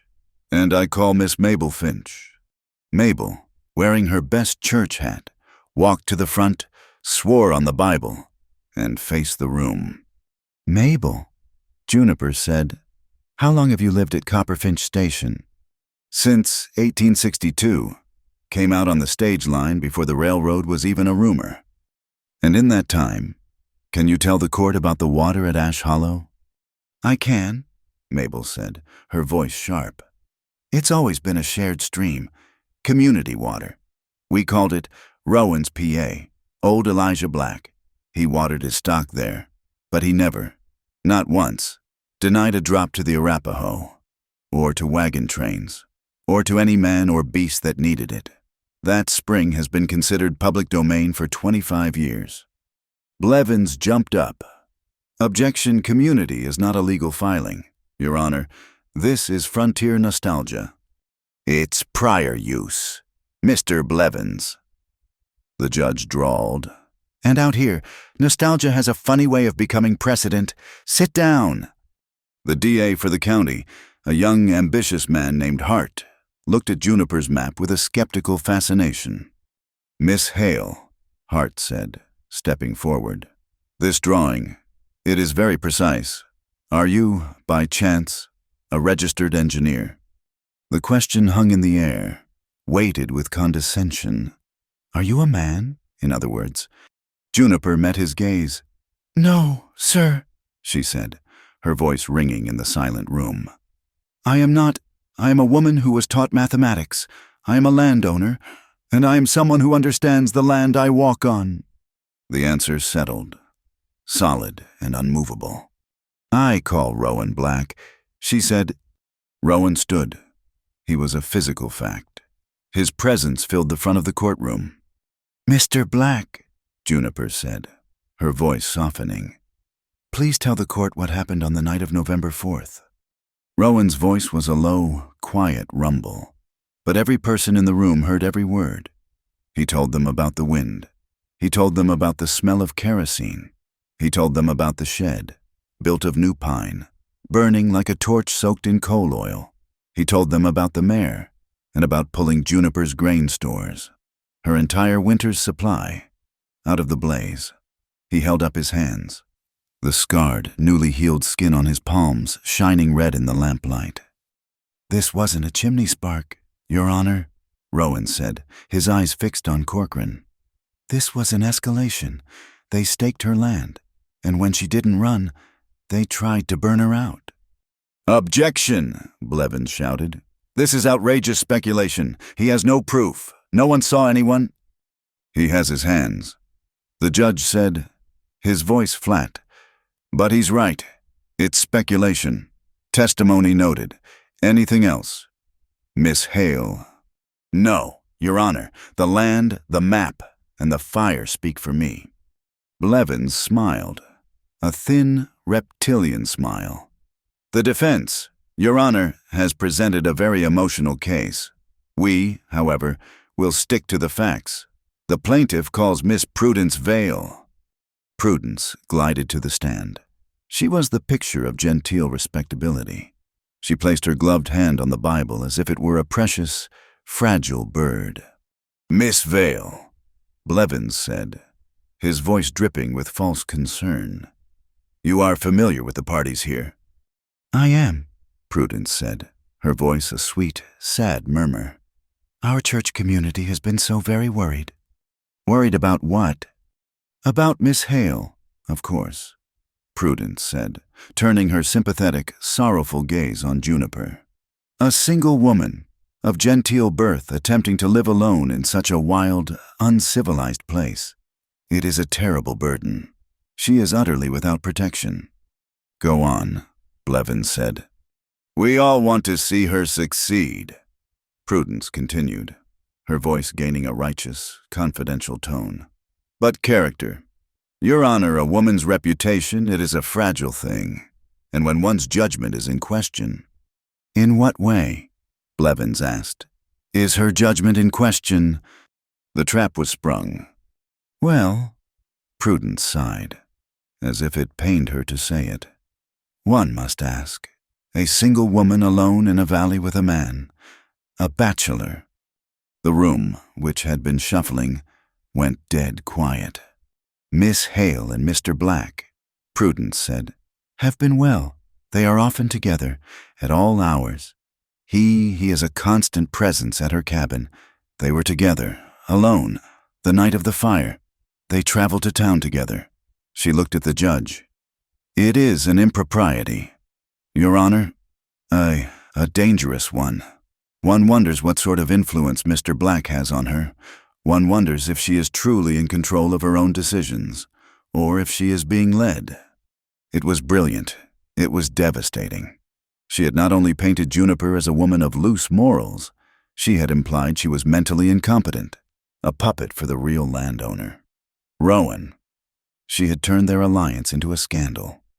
Juniper sat, stunned, her face white. The women in the gallery were whispering, their eyes, which had been friendly, now cold and assessing. Before Juniper or Blevins could speak, Rowan Black moved. He did not wait to be called. He simply stood, pushing his chair back with a harsh scrape of wood. "Your Honor," he said. He did not shout. His voice was a low, cold blade. "Mr. Black, you are out of order," Judge Thorne barked. "I will be in order, Your Honor," Rowan said, walking to the stand. "As soon as I answer the charge, I will not sit and let my name, or hers, be soiled by idle gossip." He stood in front of Prudence. She shrank back, her mask of piety replaced by a flash of genuine fear. He was not looking at her. He was looking at the judge and at the room. "Miss Vale talks about honor. She talks about propriety," Rowan said, his voice thrumming. "Let me tell you about honor. My honor and Miss Hale's honor is not in the gossip you trade over tea. Ma'am, it is not in the whispers you share in the church aisle." He turned his gaze on the men standing in the back, the ranchers, the homesteaders. "My honor," he said, and his voice was now loud, "is in the number of water buckets I hauled to save her cabin while Corcoran's men sat on a ridge and watched it burn. My honor is in the blisters on my hands from pulling her horse from that fire. My honor is in the wood I chopped to rebuild her shed, because that is what neighbors do in this territory." He took a step closer to the judge's bench. "Her honor," he said, and his voice dropped, becoming personal, "is in the fact that she set my broken ribs when my own horse fell on me, and she did not ask for pay. Her honor is in the map she drew that is truer than any government survey. We are not improper. We are survivors. And our honor is in the work, not in the talk of small, spiteful people." The silence in the courtroom was absolute. It was so quiet Juniper could hear the sound of a wagon passing in the street outside. Rowan had not just defended them. He had redefined honor for the entire room. He had taken Prudence's weapon, her Eastern parlor room definition, and shattered it with a frontier one. Prudence Vale was pale, her lips pressed thin. She looked at Corcoran, but he was just staring at Rowan, his expression unreadable, almost appreciative of the move. Judge Thorne cleared his throat, his face a neutral mask. "Mr. Black, your testimony is noted. Please return to your seat." Rowan nodded once and sat. The judge looked at the papers. He looked at the map. He looked at the ceiling. "Well," he finally said, rubbing his eyes, "this is a hell of a mess." He looked at Corcoran. "You, sir, have a piece of paper from a man in Denver." He looked at Juniper. "And you, ma'am, have a map, a half-dug ditch, and a very compelling story from Miss Mabel." He looked at the room. "The law is clear. First in time, first in right. But what is not clear is who was first. Was it the speculator who filed a paper, or the homesteader who put a shovel in the ground? Furthermore, this court is not equipped to rule on geology. I do not know if Ash Hollow is a private aquifer or a public stream." He leaned forward. "Therefore, I am ordering an independent territorial survey. I am appointing Marshal Gideon, the U.S. surveyor for this district, to ride out to Ash Hollow himself. He will measure the flow, he will determine the source, and he will ascertain if Miss Hale's ditch is a work of viable engineering or a fantasy." Juniper's heart sank. "This court," the judge said, "is recessed for 1 week, at which time Marshal Gideon will present his findings, and I will render my final, binding decision." Gavel. The court is adjourned. It was a loss, a surveyor, a stranger. It was all over. The room emptied, buzzing with the day's drama. Juniper sat frozen, staring at her map.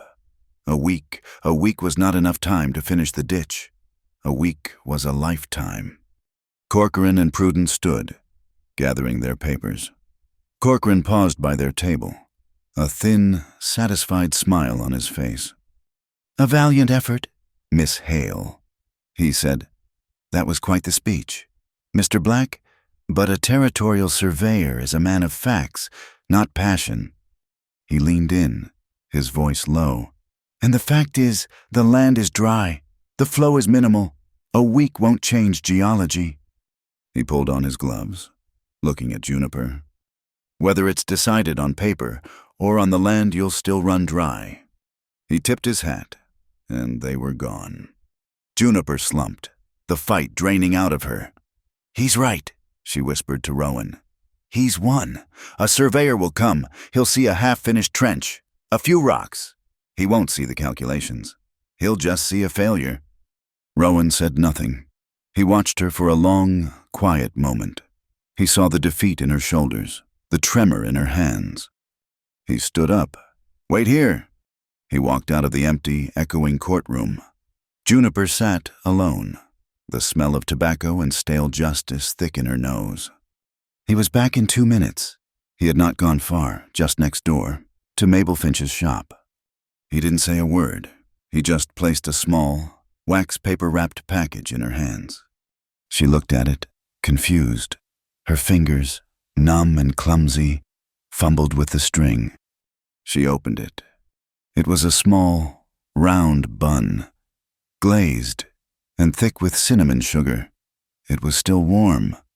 The sweet, sharp, living scent of cinnamon and baked bread cut through the dead air of the courthouse.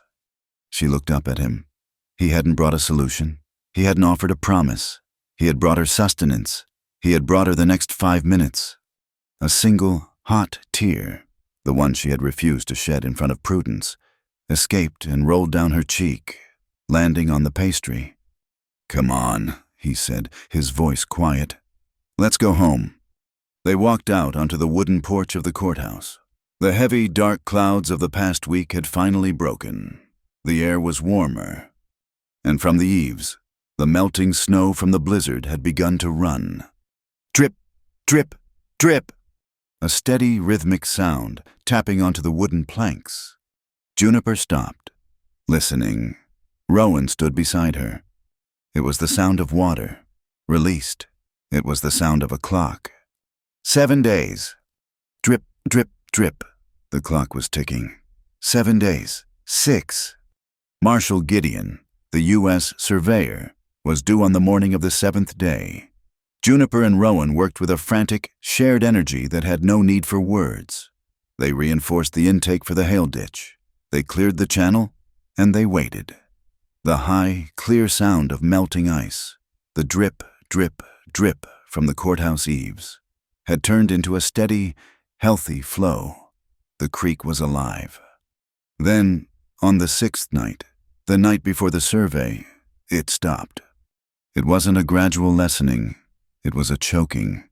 Juniper had gone to the intake of her ditch at dusk, just to check the flow. It was down. By midnight, the water that should have been gurgling into her channel was a bare, pathetic trickle. "He's done something," she said, storming into her cabin, where Rowan was oiling his rifle. He was on his feet instantly. "What?" "The water, it's cut. It's not just low. Rowan, it's gone."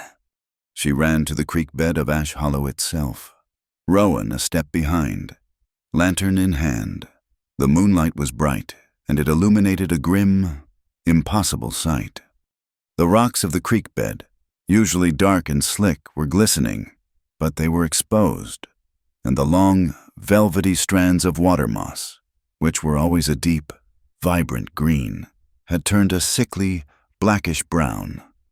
"They're drying," she whispered, touching a strand. It was limp, exposed to the air. "He did it. He choked the spring." Rowan knelt, staring at the water. "No, not the mainspring. Gideon would see that. Corcoran's not a fool. This is something else." He dipped his hand in the thin trickle and tasted it. "There's no alkali. This is snowmelt." He stood, his eyes scanning the ridges to the north. Up creek. Ash Hollow is fed by two sources, the main aquifer and a feeder branch called Willow Cut. It joins the main creek about 2 miles up.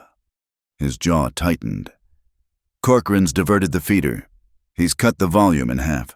He's going to show Gideon a seasonal trickle and claim you're trying to homestead a dry gulch. Then we have to put it back," she said, her voice flat. "That's 2 miles.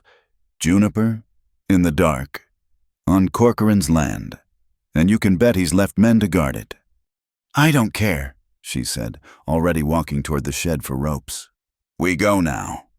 They moved like shadows, 2 ghosts in the frozen pine forest. They left the horses.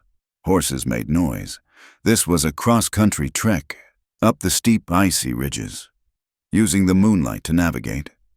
Rowan led, his long strides silent, his rifle balanced in one hand. Juniper was right behind him, a coil of heavy rope over one shoulder and an iron pry bar in her hand. They heard it before they saw it. It was the wrong sound, a deep, heavy gurgle of water, where there should have been only a small stream. They crested the final ridge, and Rowan put a hand out, stopping her. Below them, in a narrow ravine, was Willow Cut, and it was completely blocked. It was a new dam, built of fresh-cut pine logs, packed with sod and river stones. It was a crude, brutal, and terrifyingly effective piece of engineering. The water of Willow Cut was pooling behind it, diverted into an old overflow channel that led away, south, toward Corcoran's own lower pastures. And on the ridge opposite, silhouetted against the moon, were 2 men, rifles slung on their shoulders, warming their hands over a small, smokeless fire. "2," Rowan whispered. "They'll be watching the dam." "We can't get to it from here," Juniper whispered back. "They'll see us. We have to go down, into the gully, and come up from below. They won't be looking for us in the water." He looked at her. It was 10 degrees. The water was meltwater. It was a death sentence. "It's the only way," she insisted. He just nodded. "Stay behind me." They slid down the bank, the shale clattering softly, and entered the shadow of the ravine. The water was only knee-deep, but the cold was immediate, a physical blow that stole their breath. They moved in the black shadow of the bank, the water sucking at their boots, until they were pressed against the downstream face of the dam itself. The noise of the water spilling over the diversion was a roar here. It covered any sound they made. "That one," Juniper breathed, her lips next to his ear, pointing with a numb finger. "The key log. It's wedged against that boulder. If we can move it, the water pressure will do the rest." "It's too heavy," Rowan rasped, his teeth chattering. "Use the pry bar as a lever," she said. "I'll get the rope around the end. We pull together." It was a nightmare of physics and ice. Rowan jammed the iron bar deep between the key log and the boulder, putting his entire weight on it. The log groaned, but held. "Again!" Juniper looped the rope around the slick, frozen log, her fingers white and useless. She locked the rope and handed the end to Rowan. They stood side by side, waist deep in the surging, freezing water. "Now!" Rowan yelled. They both heaved. Rowan levering, Juniper pulling. The muscles in her back screamed. The rope bit into her frozen hands. "It's not moving." "Together," he roared. "On 3, 1, 2, 3. They fell back, a single, coordinated heave of desperation. There was a sound like a gunshot, a wet crack as the end of the log splintered. Then, a low, sickening groan. The dam held for a second, and then the entire structure seemed to explode. The key log shot out, followed by a torrent of mud, rocks, and a solid 10-foot wall of black, liberated water. The force of it knocked them both off their feet. tumbling them backward as Willow Cut, free at last, roared down its natural channel toward Ash Hollow. "Up!" Rowan bellowed, dragging her to her feet. "Get up the bank!" The shouts from the ridge above were immediate. "Hey, what was that? The dam, it's gone!" A light flared a lantern. There, down in the creek, a rifle shot barked, flat and hard in the night. The bullet zipped over Juniper's head, striking a pine trunk with a vicious thwack.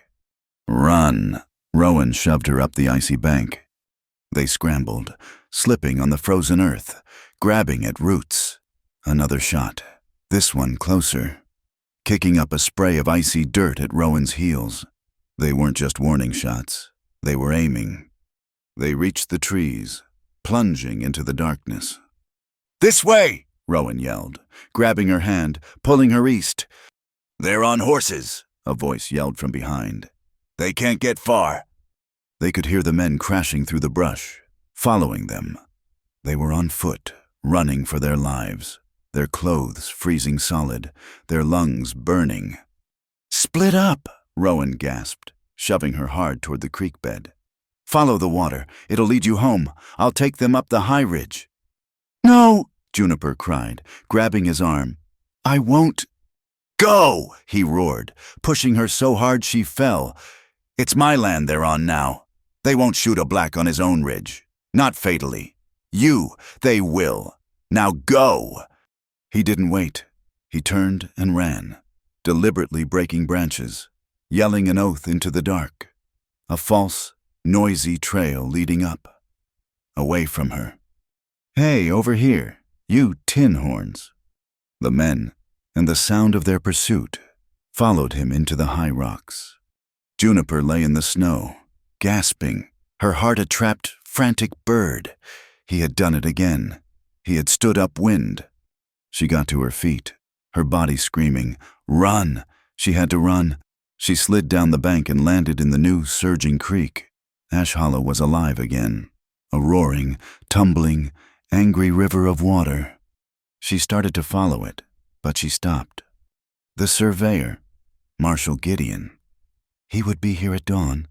He would see the high water. Corcoran would claim it was a natural flash flood. It would be her word against his.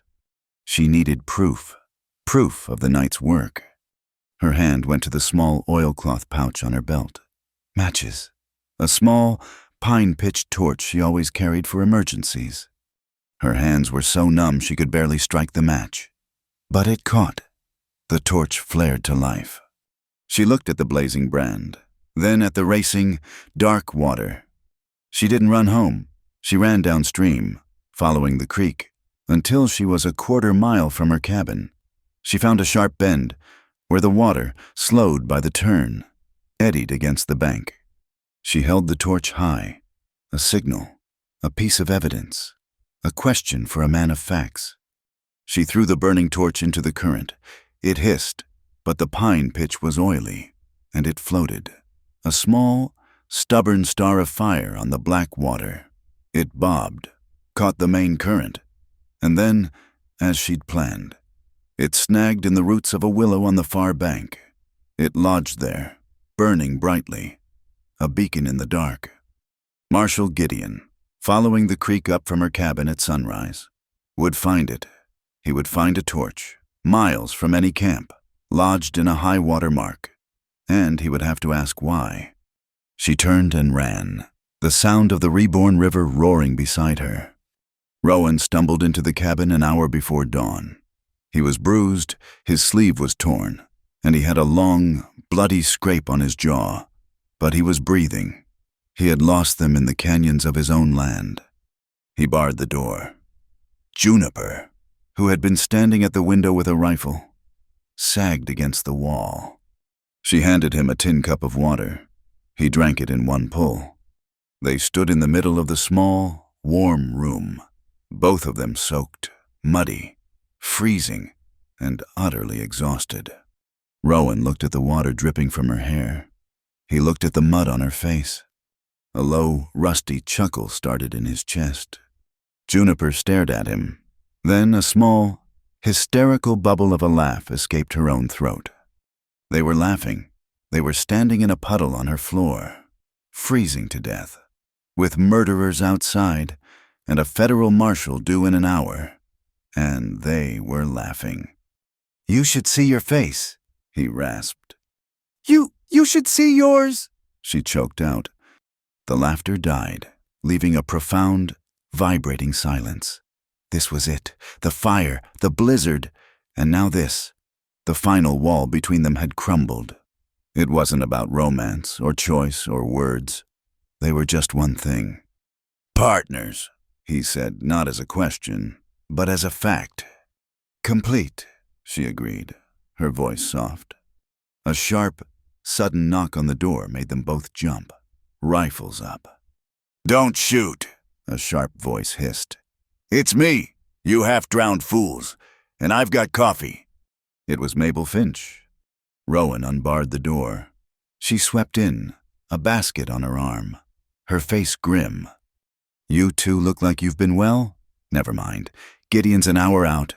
I passed his camp at the pass. But that's not why I'm here." She was all business. From her basket, under a cloth full of hot biscuits, she pulled a folded piece of paper. "You two have been fighting Corcoran on the land. That's good. But you win this in the courthouse. And I just found the bullet." Juniper took the paper. It was a copy. The handwriting was greasy. Fast. "One of Corcoran's men, a young fool named Pete," Mabel explained. "Got drunk at the saloon in Pineglass 2 nights ago, bragging to my new server, Sadie. He was flashing a letter, telling her how Corcoran had the whole valley sewn up, how he even had the district ranger in his pocket." Juniper's eyes scanned the page. It wasn't a copy of a bribe.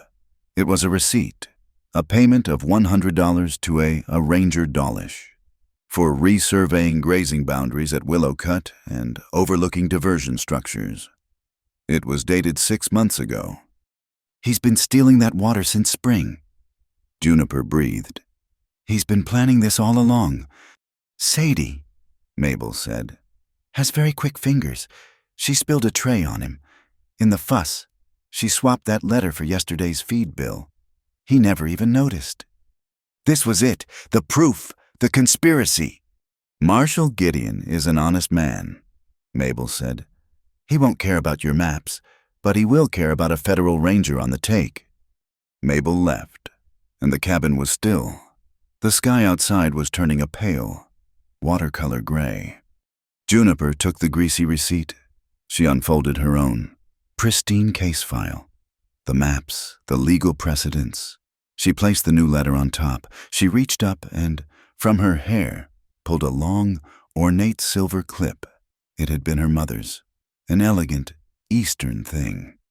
She slid the clip over the papers, binding the grubby, saloon-stolen receipt to her own meticulous engineering maps. It was a promise, a silent vow, sealed with her past. Rowan had gone outside. When Juniper followed, she saw him at the edge of her claim, where Corcoran's yellow pine stakes still stood. He was kicking them over, one by one. "Gideon's a map man," Rowan said, his voice rough.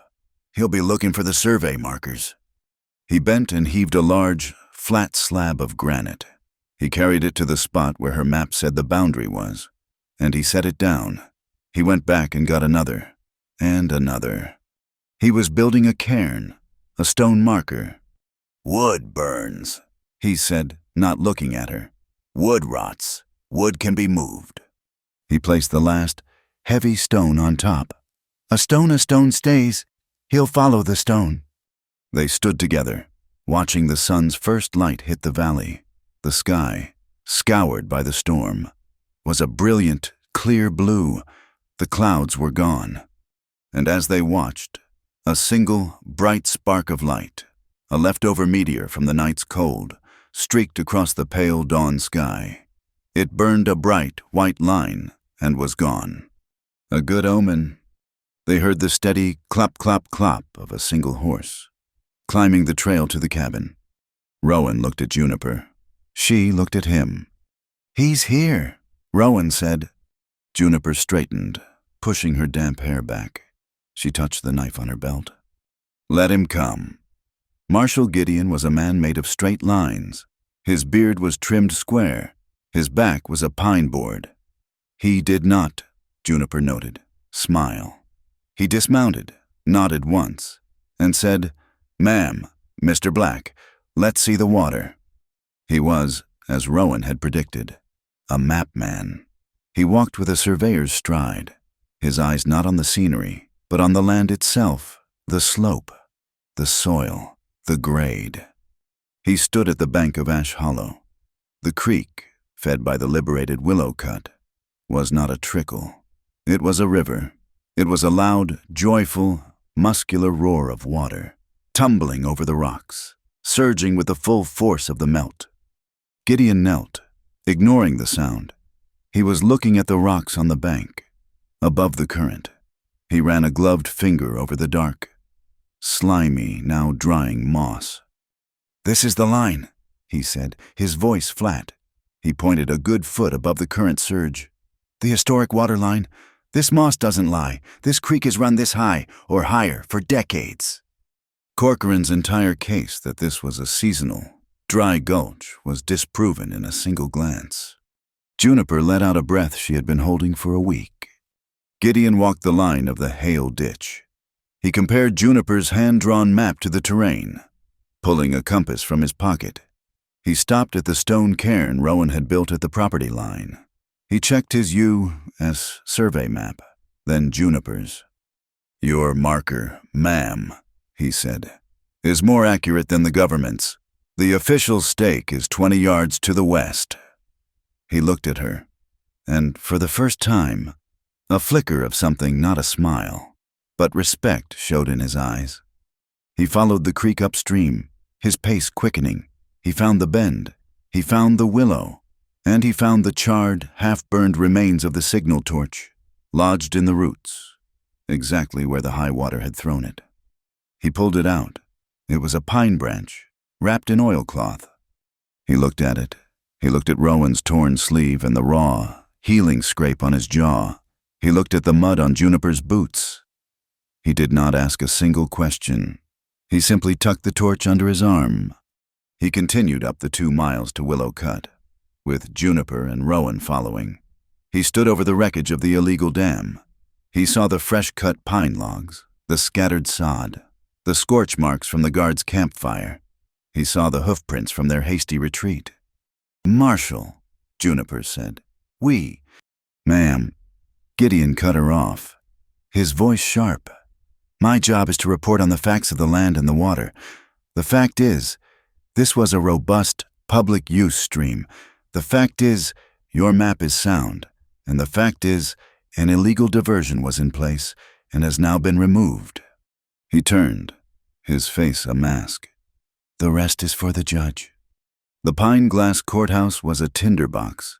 It was hotter than the first day, packed to the rafters.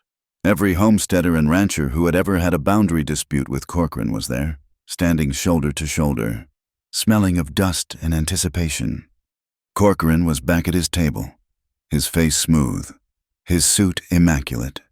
Blevins, his lawyer, was shuffling papers, looking confident.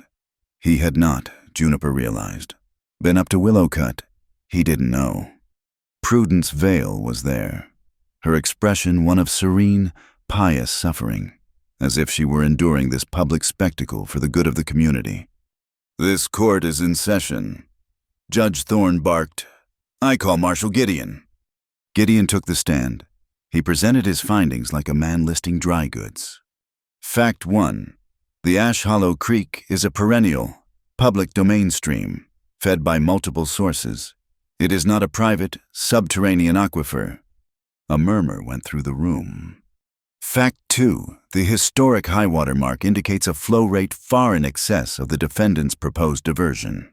There is, in short, plenty of water for all parties, provided it is not obstructed.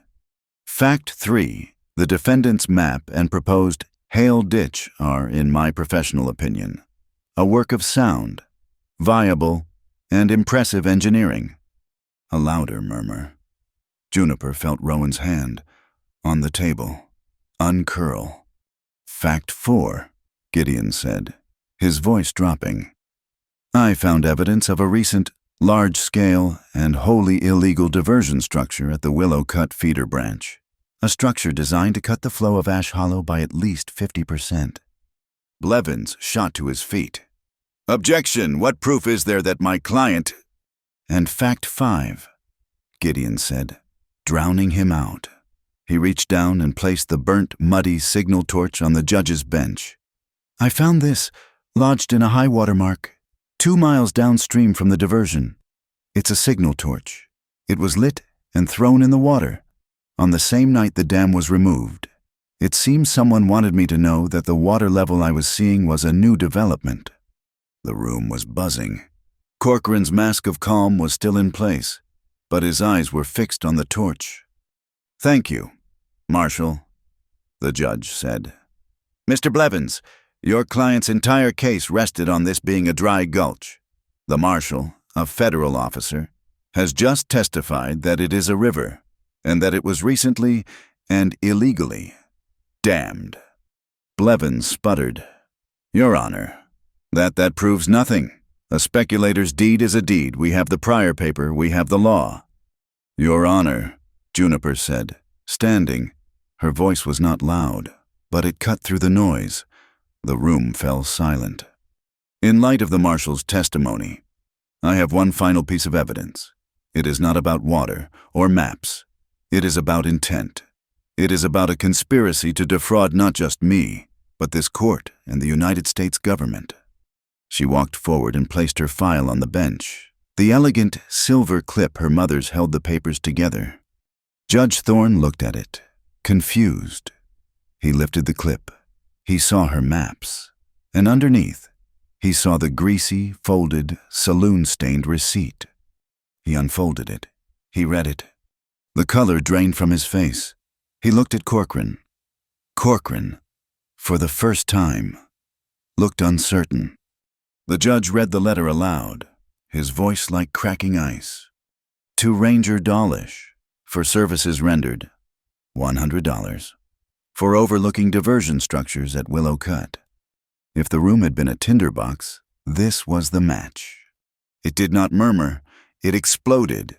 Men stood on the benches, their faces purple. "Graft," someone roared. "He bought the law. He's a thief. Tar and feather him." Corcoran went white, not pale. He was the color of chalk. His hand, resting on the table, was visibly shaking. Blevins was frantically tugging at his sleeve, whispering. And Prudence Vale, her face was a mask of pure, unadulterated shock. This was not part of the plan. This was not civilized. This was grubby. This was crime. "Silence," Judge Thorne roared, pounding his gavel. "Order." It took a full minute for the shouts to die down into a low, animal growl. The judge stared at Corcoran. "Mr. Corcoran, do you or your lawyer wish to explain this receipt for bribing a federal ranger?" Blevins, pale, stood up. "Your Honor, that paper is a fabrication. It's slander. Where did she even get such a thing?" Before Juniper could answer, a voice piped up from the back.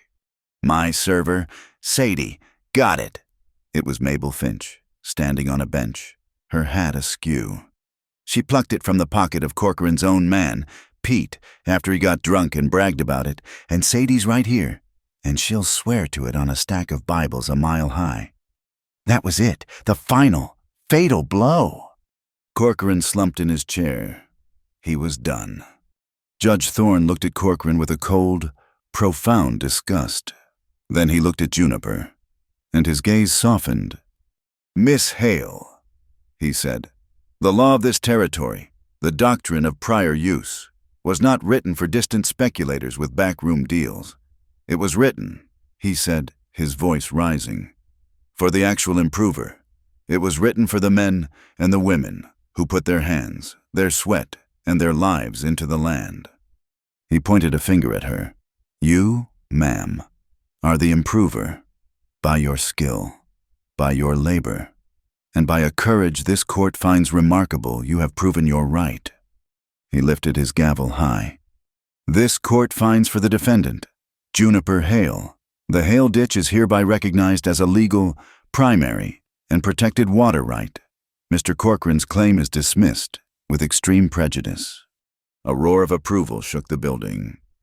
"And further," the judge shouted over the din, "in light of the evidence of conspiracy, and in light of the testimony regarding the fire at the Hale property, this court orders Silas Corcoran to pay a fine to this territory of $500 for the illegal damming of a public waterway." A gasp. It was a crippling sum. And a further $300 in damages, to be paid directly to Miss Hale for the replacement of her property, destroyed under deeply suspicious circumstances. This court is adjourned. It was over. Prudence Vale stood, her face a storm of bitter, humiliated rage. She looked at Corcoran, who was staring at his hands. She looked at Juniper, who was being embraced by a weeping Mabel Finch, with a sound of pure disgust. Prudence turned, her back rigid, and swept from the courtroom. As she passed, Mabel Finch, wiping her eyes, let out a tiny, perfect, joyful whistle. The room emptied. People, strangers, clapped Rowan on the back, shook Juniper's hand. It was a blur of noise and relief. Finally, they were alone. Just the two of them, standing at the scarred defendant's table. The adrenaline was gone, leaving only a vast, trembling quiet. Juniper leaned on the table, her knees weak. She had won. Rowan stood beside her. He reached out, his hand hovering, then rested it on the table. Near hers, a simple, solid presence. "Well," he said, his voice quiet, rough. "You did it. The water is yours. You're safe." She nodded, unable to speak, her throat tight with 100 emotions. "Juniper." She looked up. His face was not triumphant. It was gentle, serious, and a little sad. "You're free," he said. "You still don't have to marry anyone. This doesn't change that. What I did, it wasn't a transaction. This doesn't mean you owe me anything." He was handing it all back to her. The choice, the freedom. He was standing upwind. One last time, protecting her even from himself. She looked at this man, who had walked into a fire, who had drawn rifle fire in the dark, who had stood in a courtroom and defended her honor with his own. She turned and looked out the grimy courthouse window. The sun was hitting the creek that ran through pine glass. The light was shattering on the moving water, breaking into 1,000 diamonds. "I know," she whispered. She looked at the light. "But the cage, it was never real. Rowan, it was just a word, a bad Eastern word. It doesn't mean anything out here." She turned back to him. "I choose partnership," she said, her voice small, but sure. "I'm not choosing a cage. I'm choosing this. I'm choosing you." She slid her hand across the wooden table, the last few inches, and covered his hand, scarred and warm, turned over, and their fingers laced together. The next Sunday, the sound of hammers echoed through Cinder Gulch, but it was not the sound of one person. It was the sound of 20. The entire valley was there. Men from as far as the Sweetwater had ridden in. It was a raising. They were building the permanent head gate for the Hale Ditch, using solid mortared riverstone. They were building it from Rowan's cairn design to last 1,000 years. The air smelled of horse sweat, sawdust, and celebration. Juniper was not at the ditch. She was at a long table, her sleeves rolled up, serving huge, steaming slabs of sweet cornbread to a line of laughing, hungry men. Mabel Finch was beside her, ladling out beans. Rowan was at the end of the table, a massive, blue-speckled coffee pot in his hand. He moved down the line, filling tin cups. The black, hot coffee sent up plumes of steam, a fragrant, rising cloud that mingled with the dust and the laughter. It was a thank you. It was a benediction. As the sun began to dip, the low, golden light of evening poured into the gulch. It lit the raw, wet wood of the new gate. It lit the faces of the community. The work was done. People began to gather their tools, to hitch their wagons. Roe and Juniper stood a little apart, near the wall of her cabin. They watched the families leave. They listened to the sound of laughter and wagon wheels fading down the trace. The air was cool, smelling of damp earth and the promise of a peaceful night. The new gate, a monument of stone and wet wood, stood sentinel over the gurgling water. They stood side by side, shoulder to shoulder, not speaking. They understood. Freedom was not the same thing as being alone, and commitment was not the same thing as a cage. They could share this ground, this air, this life, and both be entirely, completely free. It was a new kind of home, and they had, at last, built it. The snow was a memory. The ice had released its grip. Spring came to Cinder Gulch not as a polite suggestion, but as a violent green explosion. The aspens were covered in a pale, trembling fuzz. The bunch grass, fed by the slow, steady melt, was high and rich. The air, which for months had smelled of ice and fear, now smelled of damp earth, pine sap, and life. Juniper was building. She was not building a wall or a fortification. She was building a house, a small, perfect stone and pine structure, not much bigger than her original cabin. It was built on the bank of the creek, right over the new permanent head gate for the Hale Ditch. It was a gatehouse, a water house, and it was a work of art. She had built it with a large, square window. It was an extravagance. A whole pane of glass she had traded a month's credit for in pine glass. But it was essential. She could sit at the small desk inside and watch the water, her water, as it flowed clean and steady from Ash Hollow into the channel she had designed. It was her monument. It was her peace. She was fitting the final window jamb, her hammer striking with a light, easy rhythm, when she heard the horse. She didn't reach for the knife on her belt. She didn't even turn. She knew the sound of that horse's walk. Rowan dismounted and stood there for a long moment, just watching her. She was different. The winter of fire and ice had burned away the last of her eastern fragility. She was leaner, stronger, her skin browned by the new sun. She looked happy. She looked like she belonged. "You'll put the Glaziers out of business, ma'am," he said, his voice a low, warm drawl. She turned, smiling, wiping a smudge of pine resin from her cheek.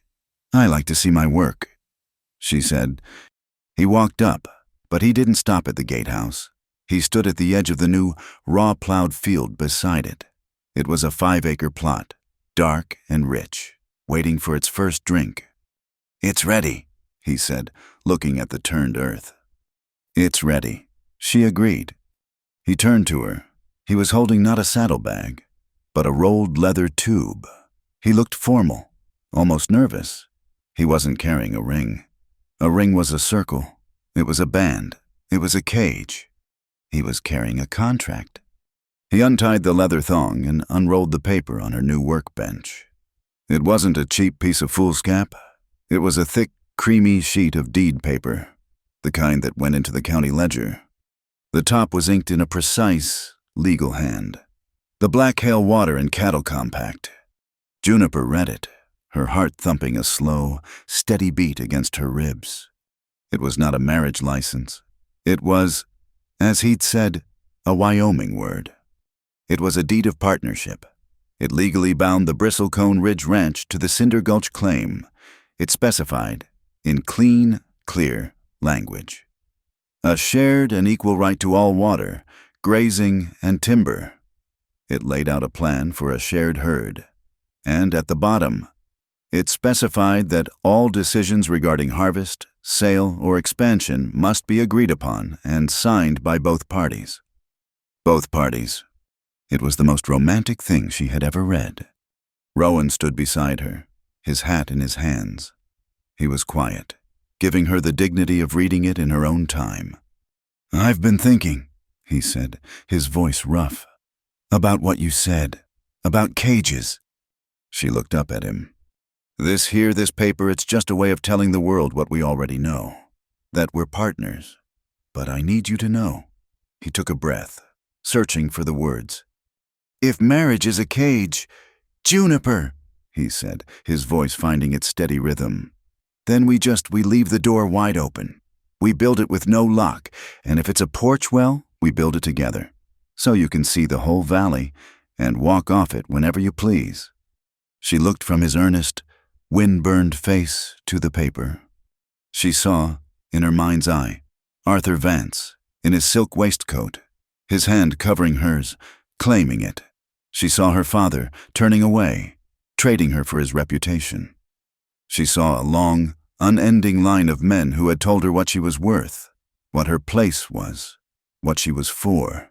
She had been chosen, appraised, and sold. And here was a man who had brought her a legal document that gave her half of his world and asked for nothing but her name, signed as an equal. A tear, the one she had held back at the courthouse, slid hot and sudden down her cheek. She did not wipe it away. She picked up the pen from the inkwell on her desk. "When I was back east," she whispered, her voice thick, I was chosen. I was part of a transaction. I was never the one who got to choose." She looked at him, her eyes clear and shining, and she put the nib to the paper. "I'm signing this, Rowan," she said, her voice shaking but strong, "because for the first time in my life, I'm not being chosen. I am choosing." She signed her name, Juniper Hale. The ink was black and permanent. His hand, scarred and warm, covered hers. This time, it was not a capture, it was a seal.